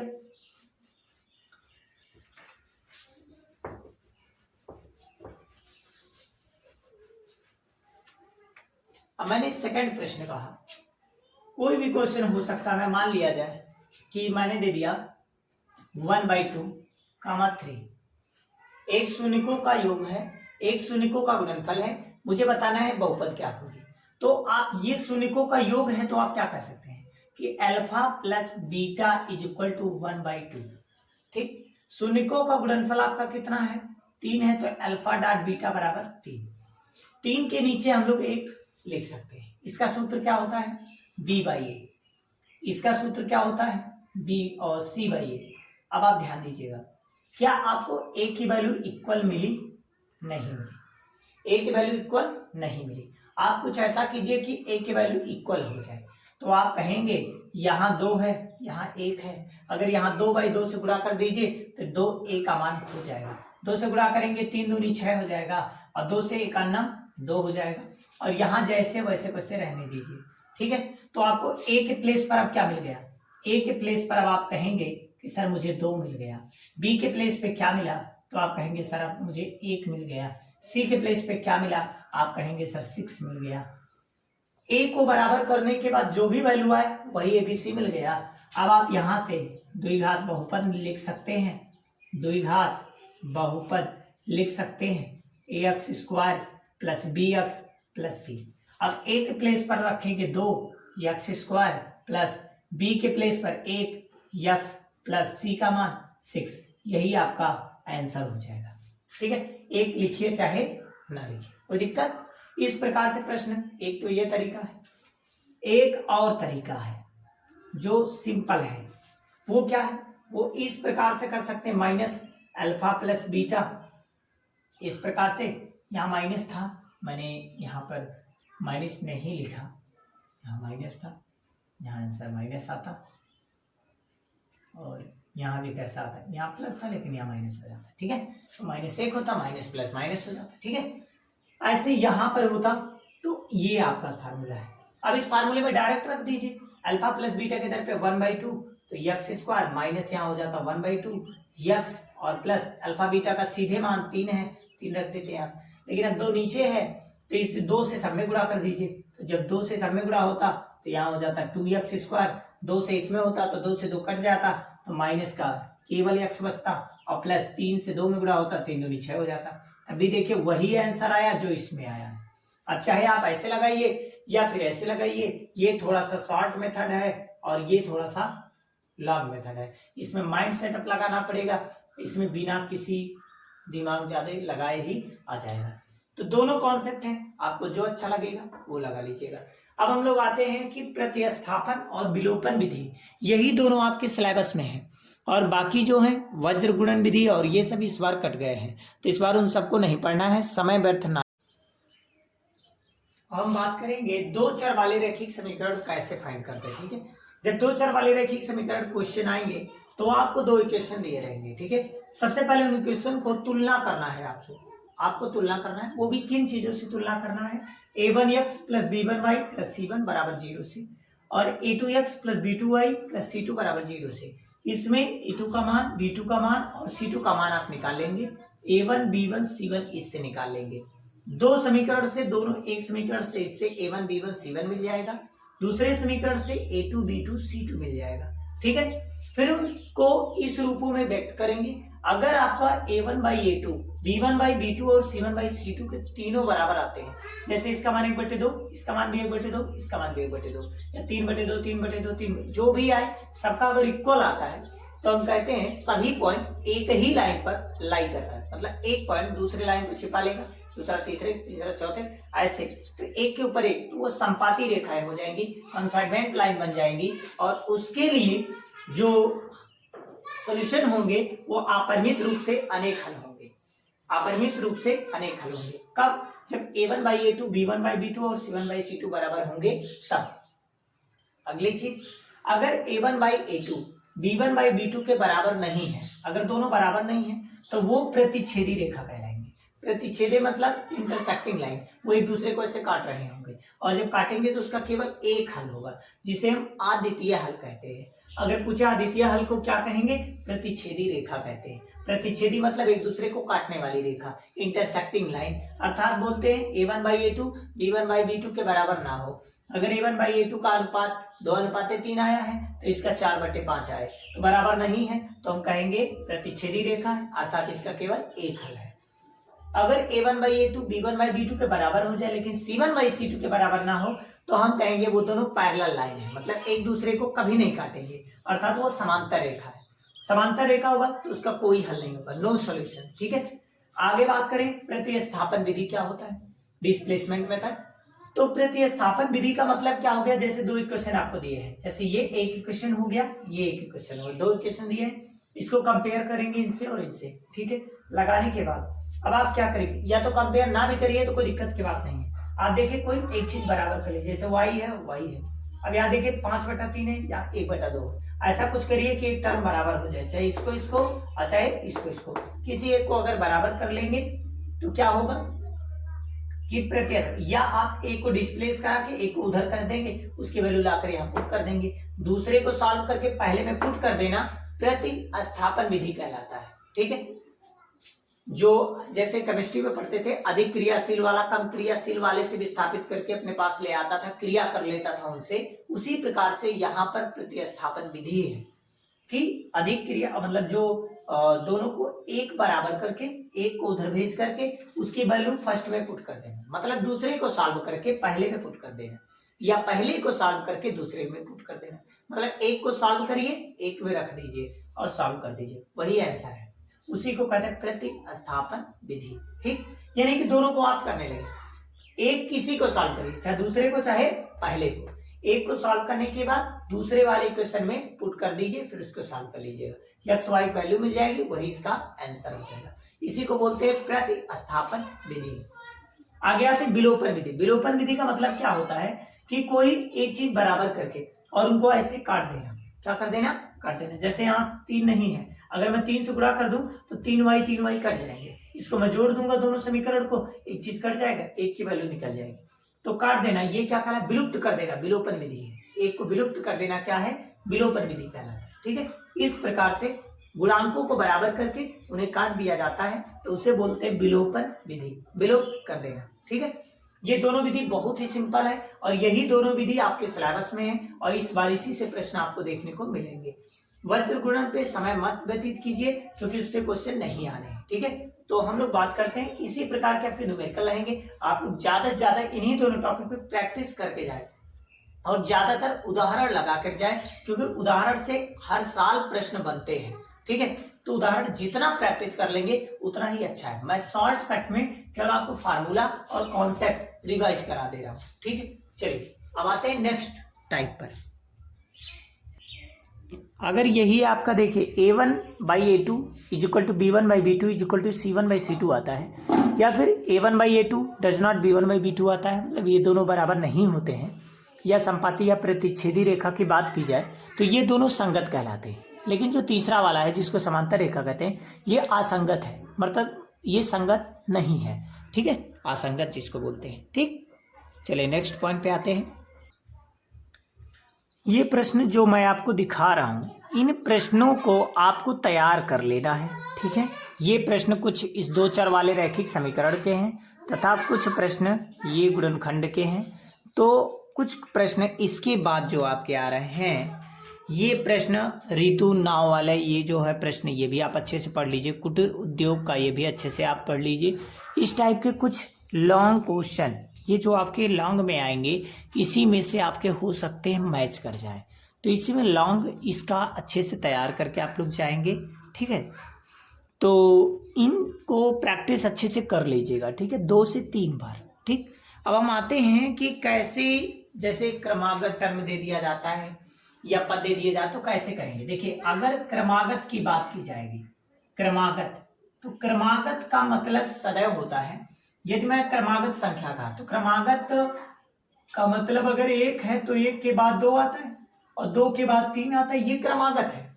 लेकिन अगर मैं क्रमागत कहूं, लेकिन क्रमागत के आगे लगाऊंगा सम या विषम, क्या लगाता हूं, अगर क्रमागत सम कहा तो पहला क्या बनेगा, तो पहला 2x बनेगा, फिर 2x प्लस 1 बनेगा, फिर क्या बनेगा, अगर सम कहा तो यह 1 नहीं यूज करना, तब 2, फिर यहाँ 2x प्लस 4, ऐसे क्वेश्चन यूज होंगे, ठीक। लेकिन अगर यही केवल क्रमागत कह दिया जाए तो एक x है तो दूसरी संख्या x प्लस 1 हो जाएगी, तीसरी x प्लस 2 हो जाएगी, चौथी x प्लस 3 हो जाएगी। इस प्रकार के नंबर हो जाएंगे जब क्रमागत केवल कहा जाए। क्रमागत धन पूरक तो ऐसे जोड़ते चले जाइए, ठीक। और क्रमागत सम कहेगा तो ऐसे हो जाएगा। और क्रमागत अगर विषम कह दिया, क्रमागत अगर विषम की बात हो गई तो जहां विषम की चर्चा आ जाएगी वहां 2x प्लस 1 होगा, 2x प्लस 3 होगा, इस प्रकार के नंबर जाएंगे, ठीक है। तो ध्यान देना है, सम कहा गया, विषम कहा गया, क्या कहा गया है, बिना पढ़े क्वेश्चन को लगाने का प्रयास ना कीजिएगा, अन्यथा गलतियां हो जाएंगी, ठीक है। और आगे बढ़ते हैं। इसी प्रकार में अब हम लोग बात करेंगे कि श्रीधराचार्य, श्रीधराचार्य फार्मूला, श्रीधराचार्य सूत्र क्या है। श्रीधराचार्य सूत्र है x बराबर -b plus minus under root में b² माइनस 4ac अपान में होता है 2a। ये है श्रीधराचार्य सूत्र, जिसमें b को डिस्क्रिमिनेंट कहते हैं, अर्थात इसी को हम लोग विविक्तकर कहते हैं। अगर कभी विविक्तकर निकालने के आ जाए तो समझ जाइए d निकालना है। मूल सूत्र से भी फाइंड कर सकते हो, गुणनखंड विधि द्वारा शायद इस बार आ जाए। तो विविक्तकर को हम लोग कहते हैं b बराबर b² माइनस 4ac। लेकिन अगर d का मान, अब इस पे 3 शर्तें हैं। पहली शर्त, अगर d का मान क्या हो जाए, 0 से बड़ा आ जाए, अर्थात आंसर जो है वो पॉजिटिव आ जाए, तो हम कहेंगे दो भिन्न भिन्न होंगे, दो भिन्न भिन्न मतलब अलग अलग होंगे, और कैसे होंगे, वास्तविक मूल होंगे, दो भिन्न भिन्न वास्तविक मूल होंगे, ठीक। इनकी प्रकृति कैसी होगी, भिन्न भिन्न होंगे और वास्तविक मूल होंगे, ठीक। लेकिन अगर d के मान क्या आ जाए, 0 के बराबर आ जाए, तो हम कहेंगे दो बराबर होंगे, दो समान वास्तविक मूल होंगे, दो समान वास्तविक मूल होंगे। लेकिन अगर यही चीज d का मान 0 से छोटा आ जाए तो दो समान इसमें तो हो गए, इसके दो अलग अलग, अर्थात वास्तविक मूल होंगे ही नहीं, वास्तविक मूल नहीं होंगे, वास्तविक मूल नहीं होंगे, अर्थात काल्पनिक होंगी। ठीक है, सीधी बात खत्म हो जाएगी। ये वित्तकर का यही तरीका है। और अगर मान लीजिए वो खुद ही बोल दिए कि मूल बराबर है, यदि उन्होंने कहा कि जो मूल है वो बराबर है, तो आप सीधे अगर मूल बराबर है कहा जाए या मूल समान है कहा जाए, ठीक है, मूल बराबर है मूल समान है, तो आप सीधे ये फार्मूला यूज करेंगे, बी स्क्वायर बराबर 4ac, बी स्क्वायर बराबर 4ac, डायरेक्ट ये लगाएंगे। और ये कब दिया जाएगा वो भी मैं बता रहा हूं, जब किसी में के की वैल्यू या सी की वैल्यू या टी की वैल्यू जब ज्ञात करनी रहेंगी, कि द्विघात समीकरण दे दिया जाएगा, टी की वैल्यू, सी की वैल्यू, के की वैल्यू ज्ञात करनी रहेगी, तब मूल बराबर है मूल समान है लिखा जाता है। ठीक है, तो ये विशेष ध्यान दीजिएगा, इस टाइप के प्रश्न आने हैं। ठीक, अच्छे से प्रैक्टिस कर लीजिए इस पर, तब जाइएगा। अब बात करेंगे समांतर श्रेणी क्या होता है, अरिथमेटिक प्रोसेस। ठीक है, समांतर श्रेणी में, समांतर श्रेणी इसको बोलते हैं एपी, अरिथमेटिक प्रोसेस। ठीक, इस पर एक प्रश्न आने हैं, देखिए किस प्रकार से इस पर प्रश्न बनते हैं। सबसे पहले हमसे कहा जाएगा यनवा पद। जब कोई आपसे यनवा पद पूछता है, ठीक है, तो यनवा पद का मतलब हो गया कि an बराबर आपको लगाना है a plus n minus 1 into में डी। ये सूत्र आप लगाएंगे कब, जब आपसे यनवा पद कहा जाएगा तब यनवा पद में ये फार्मूला आप लगाएंगे। ठीक है, और अगर आपको n मान लीजिए अंतिम पद दे दिया, जैसे 1 2 3 और डॉट डॉट डॉट करके यहाँ दे दिया गया 16, इनके बीच कितने पद है या बीच में कितने पद, इस टाइप का क्वेश्चन आएगा, तब आप n निकालेंगे। क्या निकालेंगे, या। ठीक है, तब ये जो लास्ट वाला टर्म होगा ये आपका an बन जाएगा। क्या बन जाएगा, an, यही आपका यल बन जाएगा लास्ट टर्म। समझ में आई बातें, तो an के प्लेस पर यल भी लिखा जा सकता है, तो उस टाइप पे ऐसे लगाएंगे। चलिए नेक्स्ट टाइप आ सकते हैं, an पे ऐसे बन सकता है, अगर यही n पदों का योग कहा जाए, n पदों का योग अगर योग कहा जाए, तब कौन सा सूत्र लगाएंगे, तब Sn बराबर लगाएंगे n/2 और यहाँ लिखेंगे 2a प्लस n माइनस 1 और इंटू में d। एक फार्मूला ये लगाएंगे, और एक फार्मूला और है Sn बराबर n/2 और यहाँ पे लिख सकते हैं a प्लस n। ये भी फार्मूला आप अप्लाई कर सकते हैं। ठीक है, ये दोनों फार्मूले आप लगा सकते हैं। अब बात करते हैं कि सार्वंतर अगर आ जाए तो कैसे ज्ञात करना चाहिए। ठीक है, अगर सार्वंतर आता है, सार्वंतर माने सबका अंतर, सार्वंतर का तात्पर्य क्या है, सबका अंतर, अर्थात जिसको बोलते हैं डी, डिफरेंस। डी बराबर क्या होता है, a2 माइनस a1। ठीक, और भी निकालना है अगर तो बार बार निकालना चाहते तो a3 माइनस a2। ठीक, जैसे आपका कोई टर्म लिखा रहेगा a1 कामा a2 कामा a3 कामा a4, ऐसे डॉट डॉट डॉट बहुत सारे टर्म लिखे रहेंगे, लास्ट तक समझिए an लिखा रहेगा, तो आप जितना भी इससे इसका डिफरेंस करिए, वो डिफरेंस मिला वो आपका सार्वंतर है। सबका अगर डिफरेंस समान है तो उसे बोलेंगे कि यह समांतर श्रेणी है, और अगर सभी का अंतर समान नहीं है तो समांतर श्रेणी नहीं है। ठीक है, तो a2 minus a1, a3 minus a2, a4 minus a3, इस टाइप से क्वेश्चन आपको सार्वंतर निकालने में सहायता प्रदान करेंगे। ठीक, तो इस टाइप पर आपको प्रैक्टिस करके जाना है, फार्मूले का उपयोग करके देखना है प्रश्न क्या पूछ रहा है और किस प्रकार से पूछ रहा है। अगर 90 पदों का योग पूछे तो ऐसे लगाएंगे, 90 पद कहेगा ऐसे, 90 पदों का योग कहेगा तो इस पर, और अगर सार्वंतर है तो इस पर। ठीक है, तो इस प्रकार से आप चेक कर लेंगे क्या आपसे पूछा जा रहा है, बिना आप पढ़े किसी क्वेश्चन को नहीं लगाएंगे। और देखिए किस प्रकार के क्वेश्चन पूछे जाएंगे, देख लीजिए आप लोग।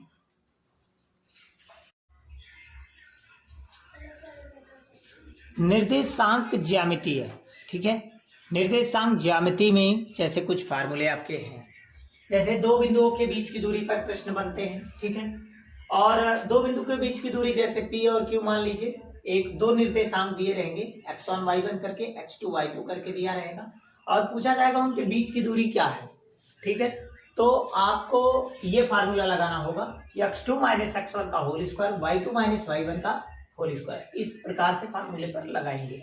लेकिन आपको इस प्रकार से दो निर्देशांक दिए गए हैं। ठीक, अब आप चाहे PQ बनाएं या AB बनाएं या CD बनाएं, FG बनाएं, HG बनाएं, क्या आपकी इच्छा वो आप बनाएंगे। ठीक है, अगर समदूरस्थ की बात आ जाएगी, जहां समदूरस्थ का नाम आ जाएगा, इसका मतलब हो गया कि जो मिड पॉइंट पर कोई बिंदु निर्देशांक रखी गई है उससे इनकी दूरियां और इनकी दूरियां समान है, उसी को समदूरस्थ कहते हैं। समदूरस्थ का मतलब एक मिड पॉइंट पर रखा हुआ निर्देशांक से दोनों निर्देशांक लगभग समान दूरी पर है, ठीक, उसे समदूरस्थ कह सकते हैं।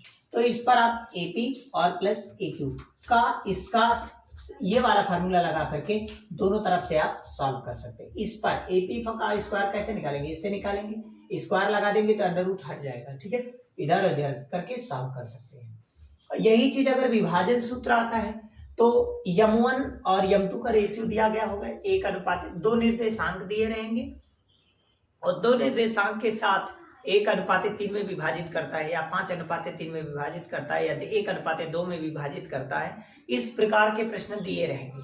तो आप समझिएगा इस फार्मूले पे आपको लगाना है, ठीक, m1x2 plus m2x1 by m1 plus m2 और या m1y2 plus m2y1 m1 plus m2, इस पर आप लगाएंगे जब m1 बाई m2 का रेशियो दिया रहेगा और प्लस में दो निर्देशांक दिए रहेंगे तब ये फार्मूला अप्लाई करेंगे, ठीक है। नेक्स्ट आते हैं, अगर 3 निर्देशांक आते हैं तो क्या करेंगे, PQR 3 निर्देशांक आ जाए, फिर आपको क्षेत्रफल का सूत्र पूछा जाए तो आप इस प्रकार से लगाएंगे, ठीक है। कैसे लगाएंगे, एक को रोकिएगा, 1 2 3 मतलब 123, एक को रोकिएगा 2 3, यहाँ y कर दीजिएगा, फिर यहाँ x2 लिखिएगा तो यहाँ 2 हो गया, 2 3 1, फिर पढ़ते ही जाइएगा, 3 के बाद फिर स्टार्टिंग पॉइंट आ जाएगा, ठीक, फिर अगर यहाँ 3 कर देंगे तो 1 2 स्टार्टिंग पॉइंट, ठीक है। ये प्रोसेस है क्षेत्रफल निकालने का। और अगर क्षेत्रफल में संरेखी कह दिया जाए, संरेख कह दिया जाए तो इसका मतलब ये क्षेत्रफल 0 हो जाएगा, बाकी वैल्यू रख करके क्रॉस मल्टीप्लाई करके सॉल्व कर लीजिएगा, वो x या y का वैल्यू जब निकालना रहेगा तब आपसे पूछेगा, ठीक है। तो इतने सूत्र निर्देशांक ज्यामिति में, अगर निर्देशांक ज्यामिति के प्रश्न बनते हैं तो इसी में से आपसे पूछा जाएगा। अब किस प्रश्न में कौन सा फार्मूला लगाएंगे ये मैं आपको बता दिया हूं, कब कौन सा फार्मूला आप यूज करेंगे, ठीक है। प्रश्न को पढ़िएगा, पढ़ने के बाद देखिएगा कौन सा फार्मूला लगाने लायक है, ये फार्मूला लर्न होना चाहिए, ठीक है। चलिए नेक्स्ट पर आते हैं। त्रिभुज के क्वेश्चन जैसे आ सकते हैं, मान के चलिए सिंपल क्वेश्चन दिए जाएंगे, बहुत ज्यादा टफ नहीं इस बार आने हैं। तो वैसे कि कुछ प्रमेय आप लोग पढ़े, जैसे थल्स प्रमेय हो गया, कुछ प्रमेय हो गए कि बहुविकल्पी क्वेश्चन में भी जैसे मान लीजिए इस तरह का ट्रायंगल बना दिया तो आपको मान लीजिए ये ट्रायंगल ये ट्रायंगल ये ट्रायंगल दे दिया गया और ये ट्रायंगल इतना पूछ लिया गया, तो आप इसका यूज करके निकाल सकते हैं, ठीक है। ये अपान ये अपान ये, ठीक है, वही मैंने लिखा है AD अपान DB AE अपान EC, ठीक है। इसमें 3 साइड अगर मतलब 3 आपको पता है तो एक आप निकाल सकते हैं, ठीक है।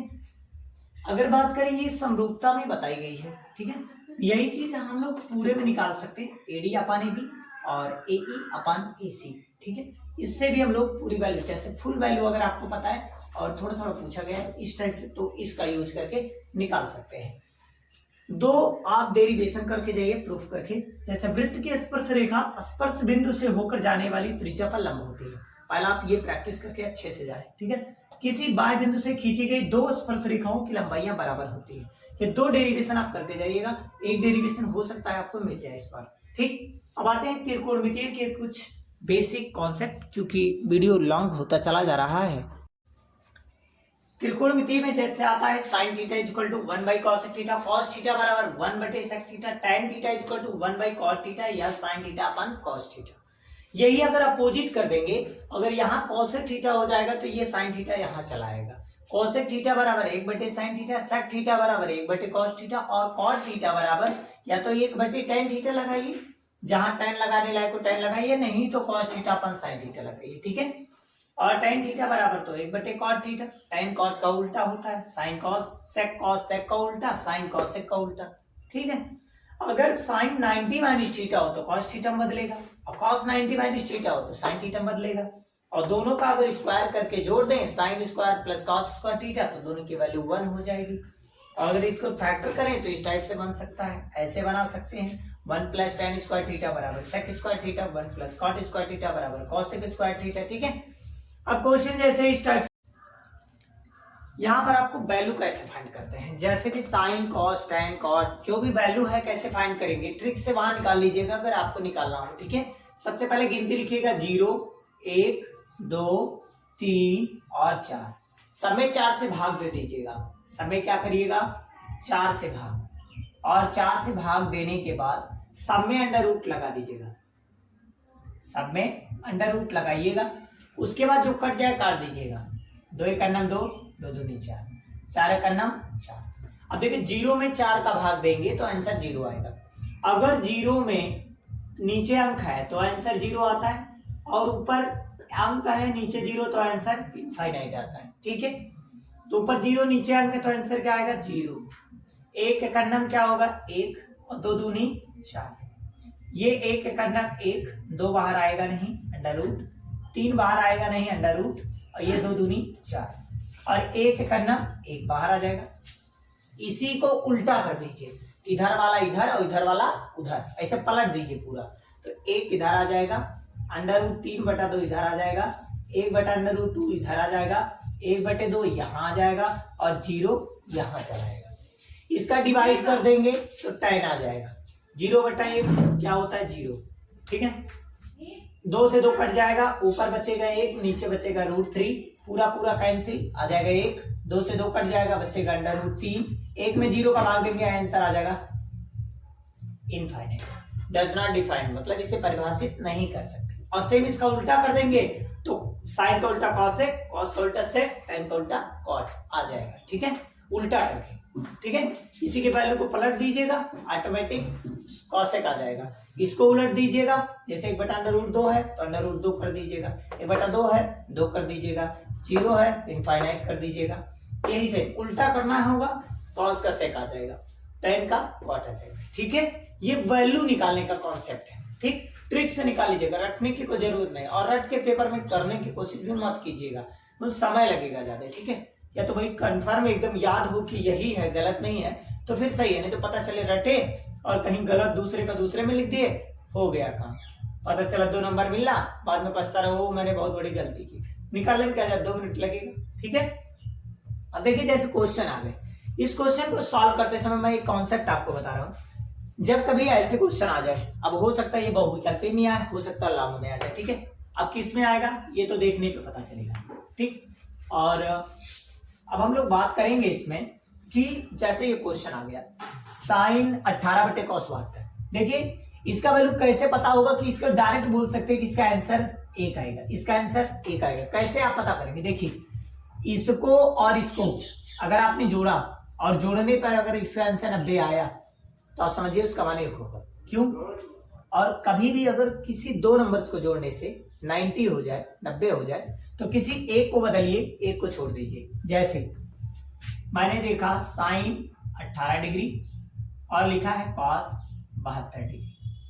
अब आप देखिए साइन एक को बदलिए, मैंने क्या बताया साइन, अब यहाँ 90 में से क्या घटाइए कि 18 आ जाए, तो आपको पता है ये दोनों जोड़ के 90 बन रहा है, तो इसको नीचे वाले को घटाए। अगर ऊपर को बदल है तो नीचे वाले घटाइए, और अगर नीचे वाले बदल है तो ऊपर वाला घटाइए। ठीक, किसी एक को बदलना है, एक को छोड़ देना।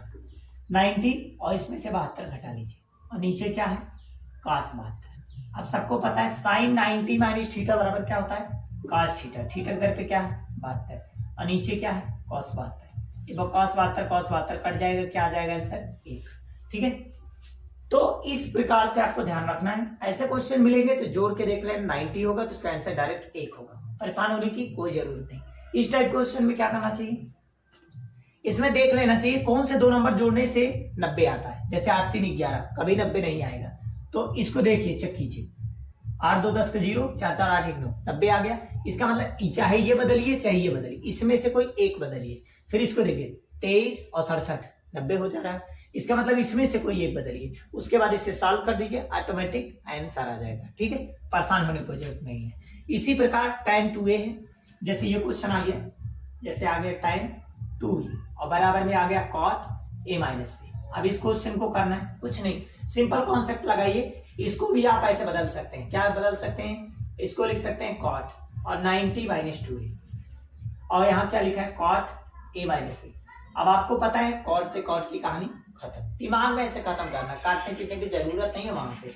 ठीक है, 90 minus 2a cos 90 minus theta बराबर tan थीटा, तो 90 माइनस 2a बराबर में a माइनस b है। अगर आप इसको उधर ले जाएंगे तो प्लस में हो जाएगा 2a, और 2a और a के कितना हो जाएगा 3a, और इसको इधर लाएंगे तो माइनस हो जाएगा। ठीक है ना। अब देखिए यहां से कौन सा टिक लिया है, ए माइनस बी हो गया। अगर हम लोग इसको इधर ले आएंगे, इसको उधर ले गए 3a और माइनस का b हो गया बराबर कितना 90। ठीक, अब ऐसे क्लियर।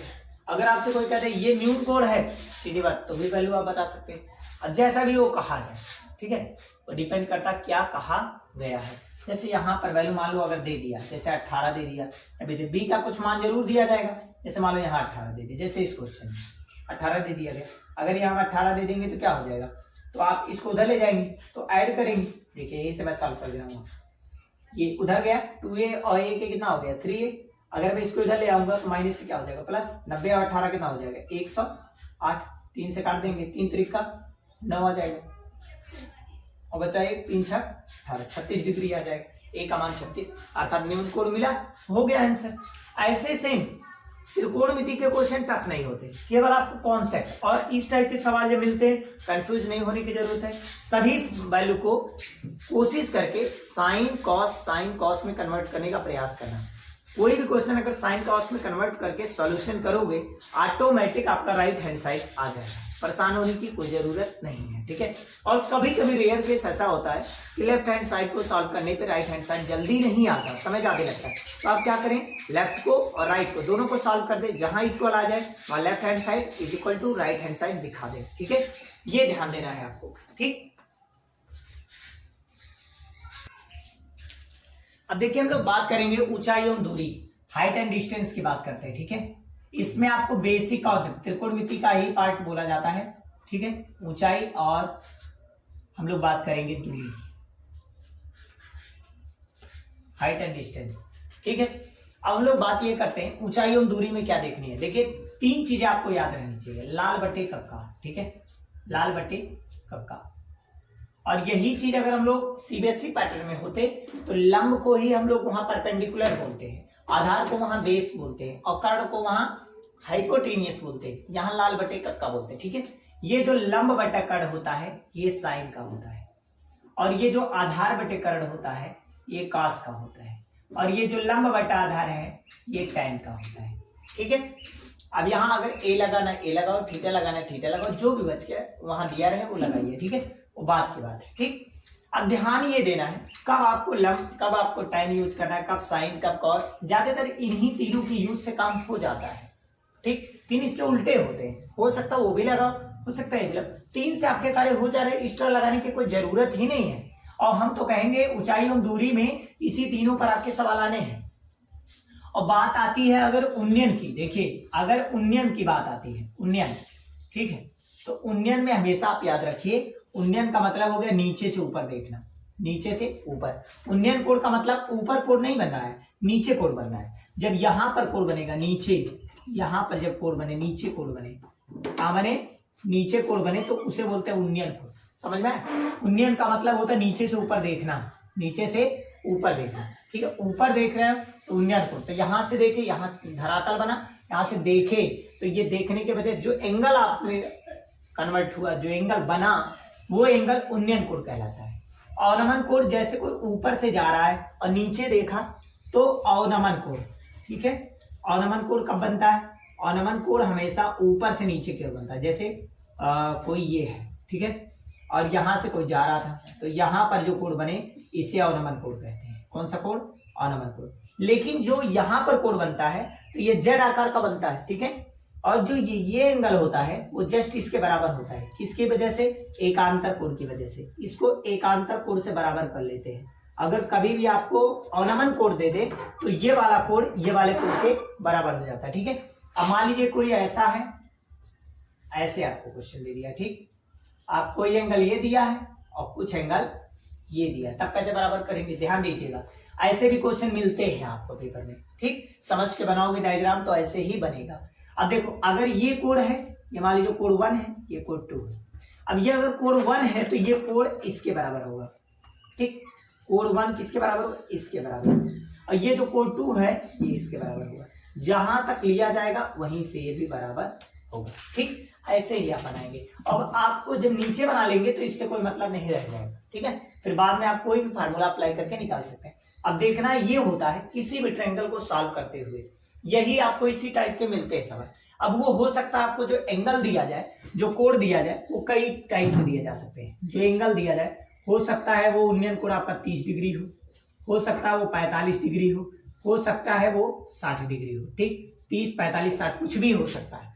ये याद रखना, यूपी बोर्ड ने ये साफ उसमें लिखा है सिलेबस में कि कोई भी क्वेश्चन जो आएगा वो 2 समकोण त्रिभुज से अधिक नहीं बनेगा। ठीक है, 2 समकोण त्रिभुज से अधिक नहीं बनेगा, इसका मतलब 2 समकोण त्रिभुज से कम बनेगा। आपको पीजीटी पता है, ठीक, इसमें पीजीटी की कोई जरूरत ही नहीं पड़ेगी, आपको साइन कॉस टेन से निकल जाएगा। अब वो कैसे निकालेंगे मैं आपको एग्जांपल तौर से समझा रहा हूं। ठीक, इतना आपको समझ में आया होगा।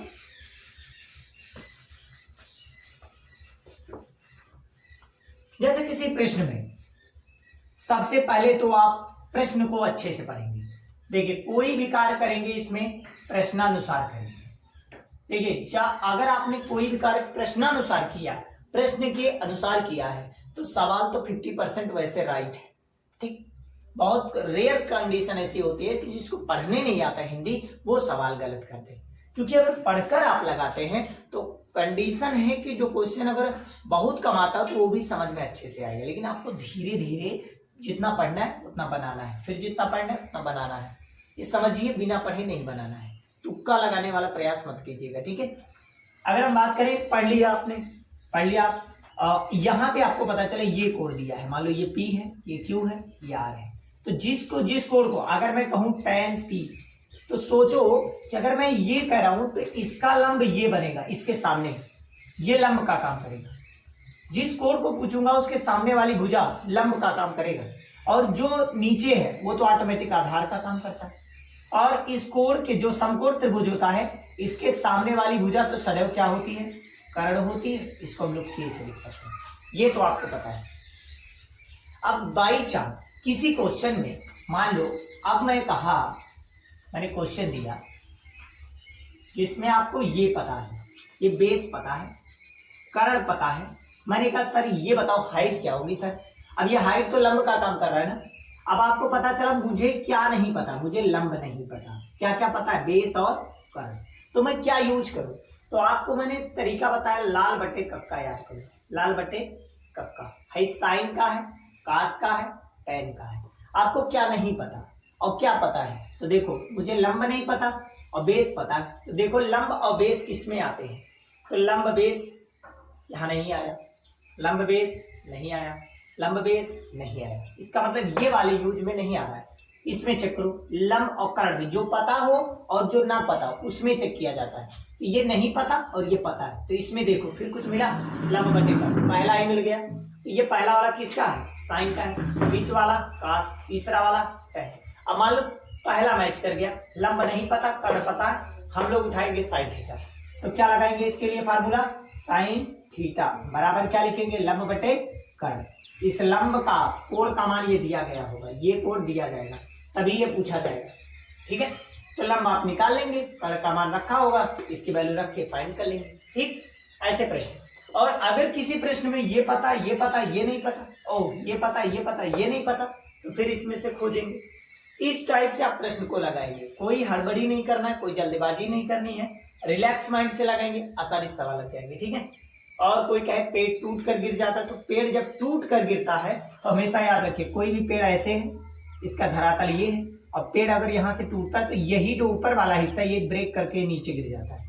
ठीक है, तो ये टूटा हुआ हिस्सा यही आता है। बाद में अगर इसकी पूरी पेड़ की ऊंचाई पूछे तो ये आप निकाल करके इसको, जो ये कर्ण आए उसी को आप इसमें जोड़ दीजिए, दोनों को जोड़ दीजिए, आपकी पूरी ऊंचाई निकल जाएगी। ठीक है, क्योंकि ये हिस्सा है, मान लो पेड़ टूटेगा तो ये लग जाएगा, तो वही हिस्सा नीचे झुका हुआ है। ठीक है, तो वही कर्ण का काम करने लगता है। ठीक, ऐसे प्रश्न आपके सवाल, इस प्रकार के प्रश्न आपको देखने को मिलेंगे, तो आप प्रयास करके प्रैक्टिस करके अच्छे से जाइए। ठीक है, और एग्जाम्पल प्रैक्टिस कीजिए, ज्यादातर वो आपके लिए बेस्ट होगा। ठीक है, मेंसुरेशन में जैसे पॉइंट आ गया कि दीर्घ त्रिज्य खंड अगर का क्षेत्रफल निकालना है या दीर्घ वृत्त खंड का क्षेत्रफल निकालना है, तो ध्यान दीजिएगा, ये जो आपको दिख रहा है, ये पॉइंट को इलेक्ट कर लीजिए, मान लीजिए P है। ठीक है, इसका भी मान लीजिए कुछ नाम दे देते हैं, ए बी, और इसका नाम है P।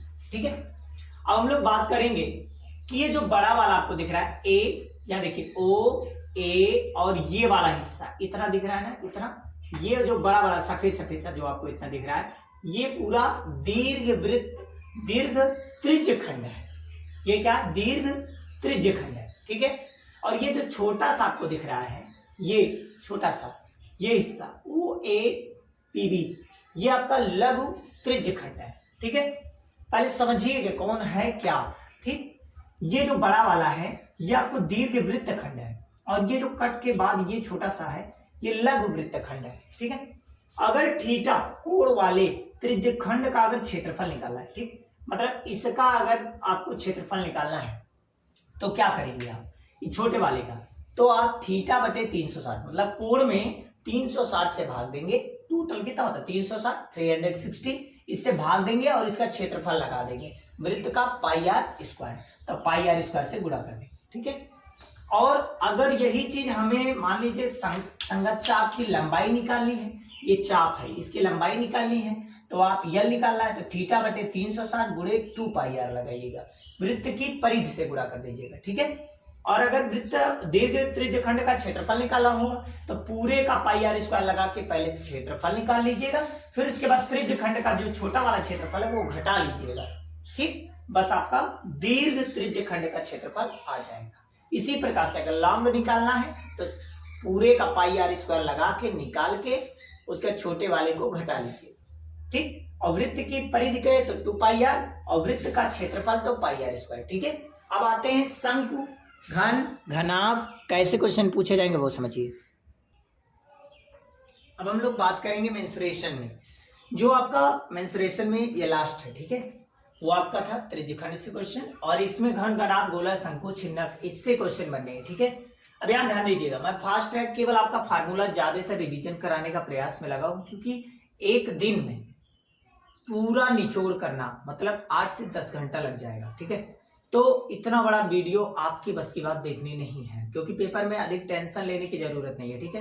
केवल फास्ट ट्रैक रिवीजन करने की जरूरत है, क्योंकि अगर आपने साल भर आप पढ़े होंगे तो आपके लिए आज का जो मेरा मेहनत है ये सफल हो जाएगा। लेकिन यदि आप नहीं पढ़े हैं तो फिर मैं भी कुछ नहीं कर सकता, केवल आपको फार्मूला बता सकता हूँ, ठीक है। इसके सहारे आप ज्यादातर न्यूमेरिकल से लगा सकते हैं। फास्ट ट्रैक रिवीजन हो जा रहा है आपका 2-3 घंटे का जो भी बनेगा आपका वीडियो, ये कंप्लीटली आपके लिए हेल्पफुल होगा, ठीक है। फास्ट ट्रैक रिवीजन हो जाएगा आपका, ठीक। तो हम लोग बात करेंगे घन में, जो सिलेबस है, सिलेबस के अकॉर्डिंग मैंने पूरा फार्मूला तैयार किया है, सिलेबस के अकॉर्डिंग आपको मैं सब बता रहा हूँ, ठीक है। कौन सा फार्मूला कहाँ अप्लाई करेंगे, कैसे अप्लाई करेंगे, ये पूरी जानकारी आपको मेरी वीडियो में मिल जाएगी। बस इसमें मस्ती नहीं हुई है, बस बात ये है, मनली पढ़ाई, ठीक है। घन की बात करेंगे, घन आपको पता है जैसे लूडो की गिट्टी होती है वो घन है, उसी को पासा बोलते हैं, उसी को घन बोलते हैं, ठीक है। घन है, घन का जो क्षेत्रफल होता है वो क्या होता है, भुजा स्क्वायर होता है, ठीक है। अब हम बात करेंगे उसका आयतन निकालोगे तो भुजा क्यूब करोगे, भुजा को हम लोग ए भी मान सकते हैं, जो इच्छा का वो मान सकते हैं, मैंने ए मान लिया कि भुजा ए है, ठीक है। आयतन निकालेंगे तो भुजा क्यूब होगा, क्योंकि 3D है, घन क्या है 3D है, घनाभ भी 3D है, ठीक है। 3D मतलब 3 अक्ष है, एक्स, वाई और जेड, किसी भी कोने से देखोगे 3 दिखेंगे, 1, 2 और 3, ठीक है। तो अगर उसका पार्श्व पृष्ठीय क्षेत्रफल देखा जाए घन का, तो 2 हिस्सा छोड़ दीजिए तो कितना बचा, टोटल 6 होते हैं, 6 फलक होते हैं, 6 फेस होते हैं, लेकिन 6 फेस में 2 फेस छोड़ दीजिए आगे पीछे, तो कितने बचे 4। तो इसका सूत्र क्या होता है, पार्श्व पृष्ठीय क्षेत्रफल का 4a स्क्वायर। अगर घन का संपूर्ण पृष्ठीय क्षेत्रफल का है या घन का कुल पृष्ठीय क्षेत्रफल का है तो 6a स्क्वायर, और अगर विकर्ण की लंबाई पूछे क्रॉस की, ठीक है, तो a अंडर रूट में 3, ठीक है। अब आप ध्यान दीजिएगा, ये सब आपके ऑब्जेक्टिव में पूछे जा सकते छोटे छोटे प्रश्न है, ठीक है, और लॉन्ग में भी इसी से मिलेंगे। अब घनाभ का अगर आता है, मान लीजिए घनाभ है, जैसे कमरा ज्यादातर घनाभ ही बनाया जाता है, घन बहुत कम है कि चारों तरफ बराबर हो, ऐसा तो होता नहीं है, तो इसीलिए घनाभ ही कमरा बनाया जाता है, कमरे ज्यादातर घनाभ में। तो कमरे की अगर बात करें, टोटल क्षेत्रफल अगर निकालना है, ऊपर नीचे दाएं बाएं सब कुछ, नीचे ऊंचे सब कुछ निकालना है, तो उसके लिए क्षेत्रफल क्या है 2LB + BH + HF, ठीक है। ये आप फॉर्मूला अप्लाई करेंगे कब, जब कुल पृष्ठीय क्षेत्रफल पूछेगा तब। अगर केवल 4 दीवारी पेंट करनी है, ऊपर नहीं है नीचे नहीं है, तो आप 2L + B × H करेंगे। और मान लीजिए कोई आपके पास पूरा डब्बा है, ठीक है, और ऊपर एक हिस्सा खुला है, तो आप इसमें से बस केवल LB घटा लीजिएगा ऊपर वाले में से, ठीक है। या फिर कोई कार है चारों तरफ से ढकी है, ऊपर से भी ढकी है, नीचे खुली है, नीचे थोड़ी ना लगाएंगे, तो भी हम यल भी घटाएंगे। समझ में आ रहा है? अगर आयतन निकालना हो घनाभ का तो यल गुणे बी गुणे एच, लंबाई चौड़ाई ऊंचाई दी रहेगी, उसी से गुणा कर दीजिएगा, आपको आयतन मिल जाएगा। ठीक है, सेंटीमीटर में रहेगा तो सेंटीमीटर सेंटीमीटर सेंटीमीटर का गुणा होगा सेंटीमीटर क्यूब हो जाएगा, और अगर 2 बार है तो स्क्वायर हो जाएगा। विकर्ण की लंबाई दी रहेगी तो अंडर रूट में l square plus b square plus h square. ठीक है, और अगर गोला आता है, गोले में देखिए क्षेत्रफल निकालेंगे तो 4 पाई आर स्क्वायर, आयतन के लिए 4/3 पाई आर क्यूब होता है।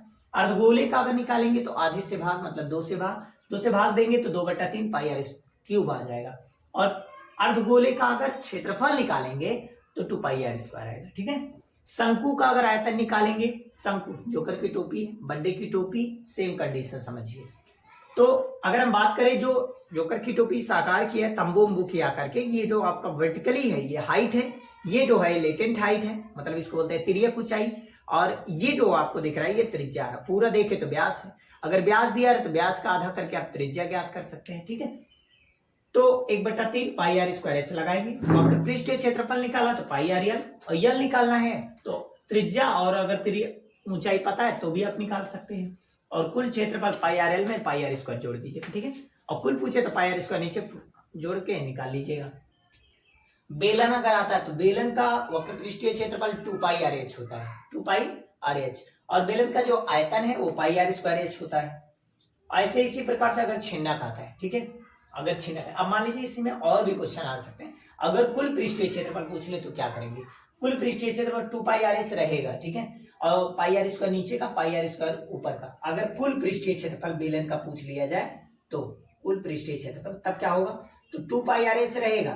ठीक है, इसमें पाई आर स्क्वायर नीचे, पाई आर स्क्वायर ऊपर, कितना हो जाएगा? पाई आर स्क्वायर कितना? Pi r square 2 pi r square हो जाएगा। ठीक है, ये लगा सकते हैं आप। यहां से अगर कॉमन ले लेंगे 2 पाई आर तो क्या बचेगा? एच प्लस आर बचेगा। ये लगा सकते हैं कब? जब कुल पूछा जाए तब। ठीक, छिन्नक अगर आता, मान लो कोई शंकु है, बीच से काट दिया गया, ऊपर से काट दिया गया, तो छिन्नक बन जाएगा। छिन्नक में 2 रेडियस बन जाएगा, एक यहाँ पर बन जाएगा, एक यहाँ पर। वैसे वो नोक था तो शंकु में कोई 2 रेडियस की जरूरत नहीं पड़ी, लेकिन अब 2 रेडियस बन जाएगा, एक R1 एक R2। तब उसके लिए आयतन है, क्षेत्रफल है, और लंबाई कैसे निकालेंगे? इससे और ऐसे। ठीक है, ये आप लर्न कर लीजिए, माइंड में सेटअप कर लीजिए, 2-3 बार इसको देख लीजिए अच्छे से, वीडियो को रोक करके अच्छे से देख लीजिए फार्मूला। ठीक है, फास्ट ट्रैक रिवीजन हो जाएगा आपका। अब आते हैं सांख्यिकी में क्या है, क्या क्या फार्मूले हैं, किस किस पर क्वेश्चन आने हैं। हम लोग बात करेंगे सांख्यिकी और प्रायिकता में। 3 टाइप से आपसे पूछे जाने वाले हैं प्रश्न। पहला माध्य से, दूसरा माध्यिका से, तीसरा बहुलक से। 3 प्रश्न, अगर तीनों में से कोई भी एक टाइप के प्रश्न आना है, ठीक है, क्वेश्चन दे दिया जाएगा, चाहे माध्य पे आ जाएगा या माध्यिका पर या बहुलक पर, 3 ही में से आना है। एक्स्ट्रा कुछ भी आपको ज्यादा पढ़ने की जरूरत नहीं है, और ज्यादा टफ भी नहीं आने हैं पेपर। ठीक है, बहुत परेशान मत होइएगा। और प्रायिकता में छोटा मोटा क्वेश्चन आना है। ठीक है, गेट से हो सकता क्वेश्चन आ जाए, या फिर हो सकता छक्के चौके का क्वेश्चन हो जाए, 30 बाल में 4 चौके मारते, 6 छक्के मारते, ऐसे प्रश्न, या चित्त या पट्ट आने की कंडीशन पे क्वेश्चन हो जाए, छोटा मोटा, ज्यादा बड़ा क्वेश्चन नहीं होगा। तो सांख्यिकी में जैसे माध्य की बात करें तो माध्य में जैसे एक FI अक्साई अपान में FI वाला, ठीक है, तो सिंपल है, इस पे कर लेंगे। या संख्या को दे दिया 5, 8, 12, 3 का माध्य ज्ञात कीजिए, तो अपन संख्याओं को जोड़ेंगे और बटे में जितनी संख्या उतने से भाग दे देंगे। बेसिकली ये ऑब्जेक्टिव में आ सकता है, ये आपका लॉन्ग में नहीं आएगा, जब भी आएगा तो ये ऑब्जेक्टिव में आएगा। ठीक है, ये ध्यान रखिएगा, सभी संख्याओं को जोड़कर जितनी संख्या उतने से भाग, माध्य निकल जाएगा। ठीक है, जैसे आपसे एक तरीका और भी है, जैसे 1 और अगर कहा जाए 10 के बीच में विषम संख्याओं का माध्य, तो आप खुद ही कर लेंगे कि प्रारंभिक संख्या 1 होगी, लास्ट संख्या आपकी विषम की 9 होगी, तो 1 में 9 जोड़िएगा 10, और 10 का आधा 5 हो जाएगा। ठीक, तो इस प्रकार से प्रश्न हो सकते हैं। ठीक है, तो इस प्रकार से जोड़ के आप चाहे तो पूरा लिख करके जोड़िएगा, तब भाग दीजिएगा, आपकी इच्छा। विचलनों का माध्य इस पर लगा दीजिए, ये भी समांतर माध्य की कंडीशन है, लेकिन ये विचलन के लिए जब कहा जाएगा तब ये लगाइएगा, और अगर पग विचलन विधि कहा जाए तब ये लगाइएगा। है माध्य तीनों, लेकिन उसमें कंडीशन है कि किस पर क्या लगाएंगे। ठीक है, मैंने लिख भी दिया है। अगर बहुलक कही जाए तो बहुलक में ये फार्मूला है L plus F1 minus F0, 2F1 minus F0 minus F2 into में H। F1 जो अधिकतम वैल्यू होगी, उसके बाद ऊपर वाला 0, नीचे वाला 2, 0, 1, 2। ठीक है, अब आगे ध्यान दें, ऐसे ही अगर माध्यक निकालना तो बहुलक का एक ही है फार्मूला, टेंशन लेने की कोई जरूरत नहीं। एक बहुलक ऐसा भी होता है कि जैसे 12 12 12 3 4 6 8। अब पूछा इसमें बहुलक की संख्या क्या है, तो जो संख्या कई बार आता है उसको भी हम लोग बहुलक कहते हैं, बारंबारता कहते हैं, बारंबार आया है, कई बार आया है, ठीक है। तो जैसे 12 उसमें बहुलक हो जाएगा, तो ऑब्जेक्टिव के लिए है, कई बार जो रिपीट किया। और बाकी अगर लॉन्ग में आता है तो इसमें फार्मूले पे ही आपको लगाने पड़ेंगे, ठीक है। माध्यक है तो L प्लस n/2 माइनस संचयी बारंबारता, CF का मतलब होता है काउंटर फ्रीक्वेंसी, मतलब ये संचयी बारंबारता बतानी है, और बाई F इंटू में H, ठीक। अब जो 3 माध्यक होता है वो बहुलक और 2 माध्य के बराबर हो जाता है। बहुलक और 2 माध्य जब ऐड करेंगे तब वो 3 माध्यक के बराबर होता है, ठीक है। अगर n माध्यिका निकाले का और एक कॉन्सेप्ट क्या है, अगर n विषम है तो सबसे पहले जो पद दिया रहेगा पहले उसे आरोही क्रम में करिएगा, बढ़ते हुए क्रम में, ठीक। फिर उसके बाद n देखिएगा, गिन लीजिएगा कितनी संख्या है, अगर विषम आती है तो n प्लस 1/2 लगाइएगा, वहां पद, अब जो पद आएगा गिनने पे, जैसे n की वैल्यू रखें, मान लो 5 आया, 5 1 6/2, 2 से काटे 2 3 6, तीसरा आया, 1 2 तीसरे पे जो अंक आएगा वही आंसर हो जाएगा, ठीक है। तो ये आप चेक करके लगाइए। और अगर सम आता है तो n/2 प्लस 1 में पद और n/2 में पद को जोड़कर 2 से भाग, तो पता चल जाएगा कौन सा पद आएगा, वो आप लगा दीजिए, ठीक है। अब इसमें देखिए हेड और टेल, एक सिक्के के जानते हैं, एक में होता है चित्त, एक होता है पट्ट, ठीक है। जो चित्त होता है और एक पट्ट होता है, ठीक। चित्त का मतलब जानते हैं हेड होता है, और पट्ट का मतलब टेल होता है। चित्त को ही हम लोग शीर्ष कहते हैं और टेल को ही हम लोग पुच्छ कहते हैं, ठीक। अगर शीर्ष आने की प्रायिकता है तो जानते हो शीर्ष एक ही बार, हेड एक बार उछालने पे एक ही बार हेड आने की प्रायिकता है।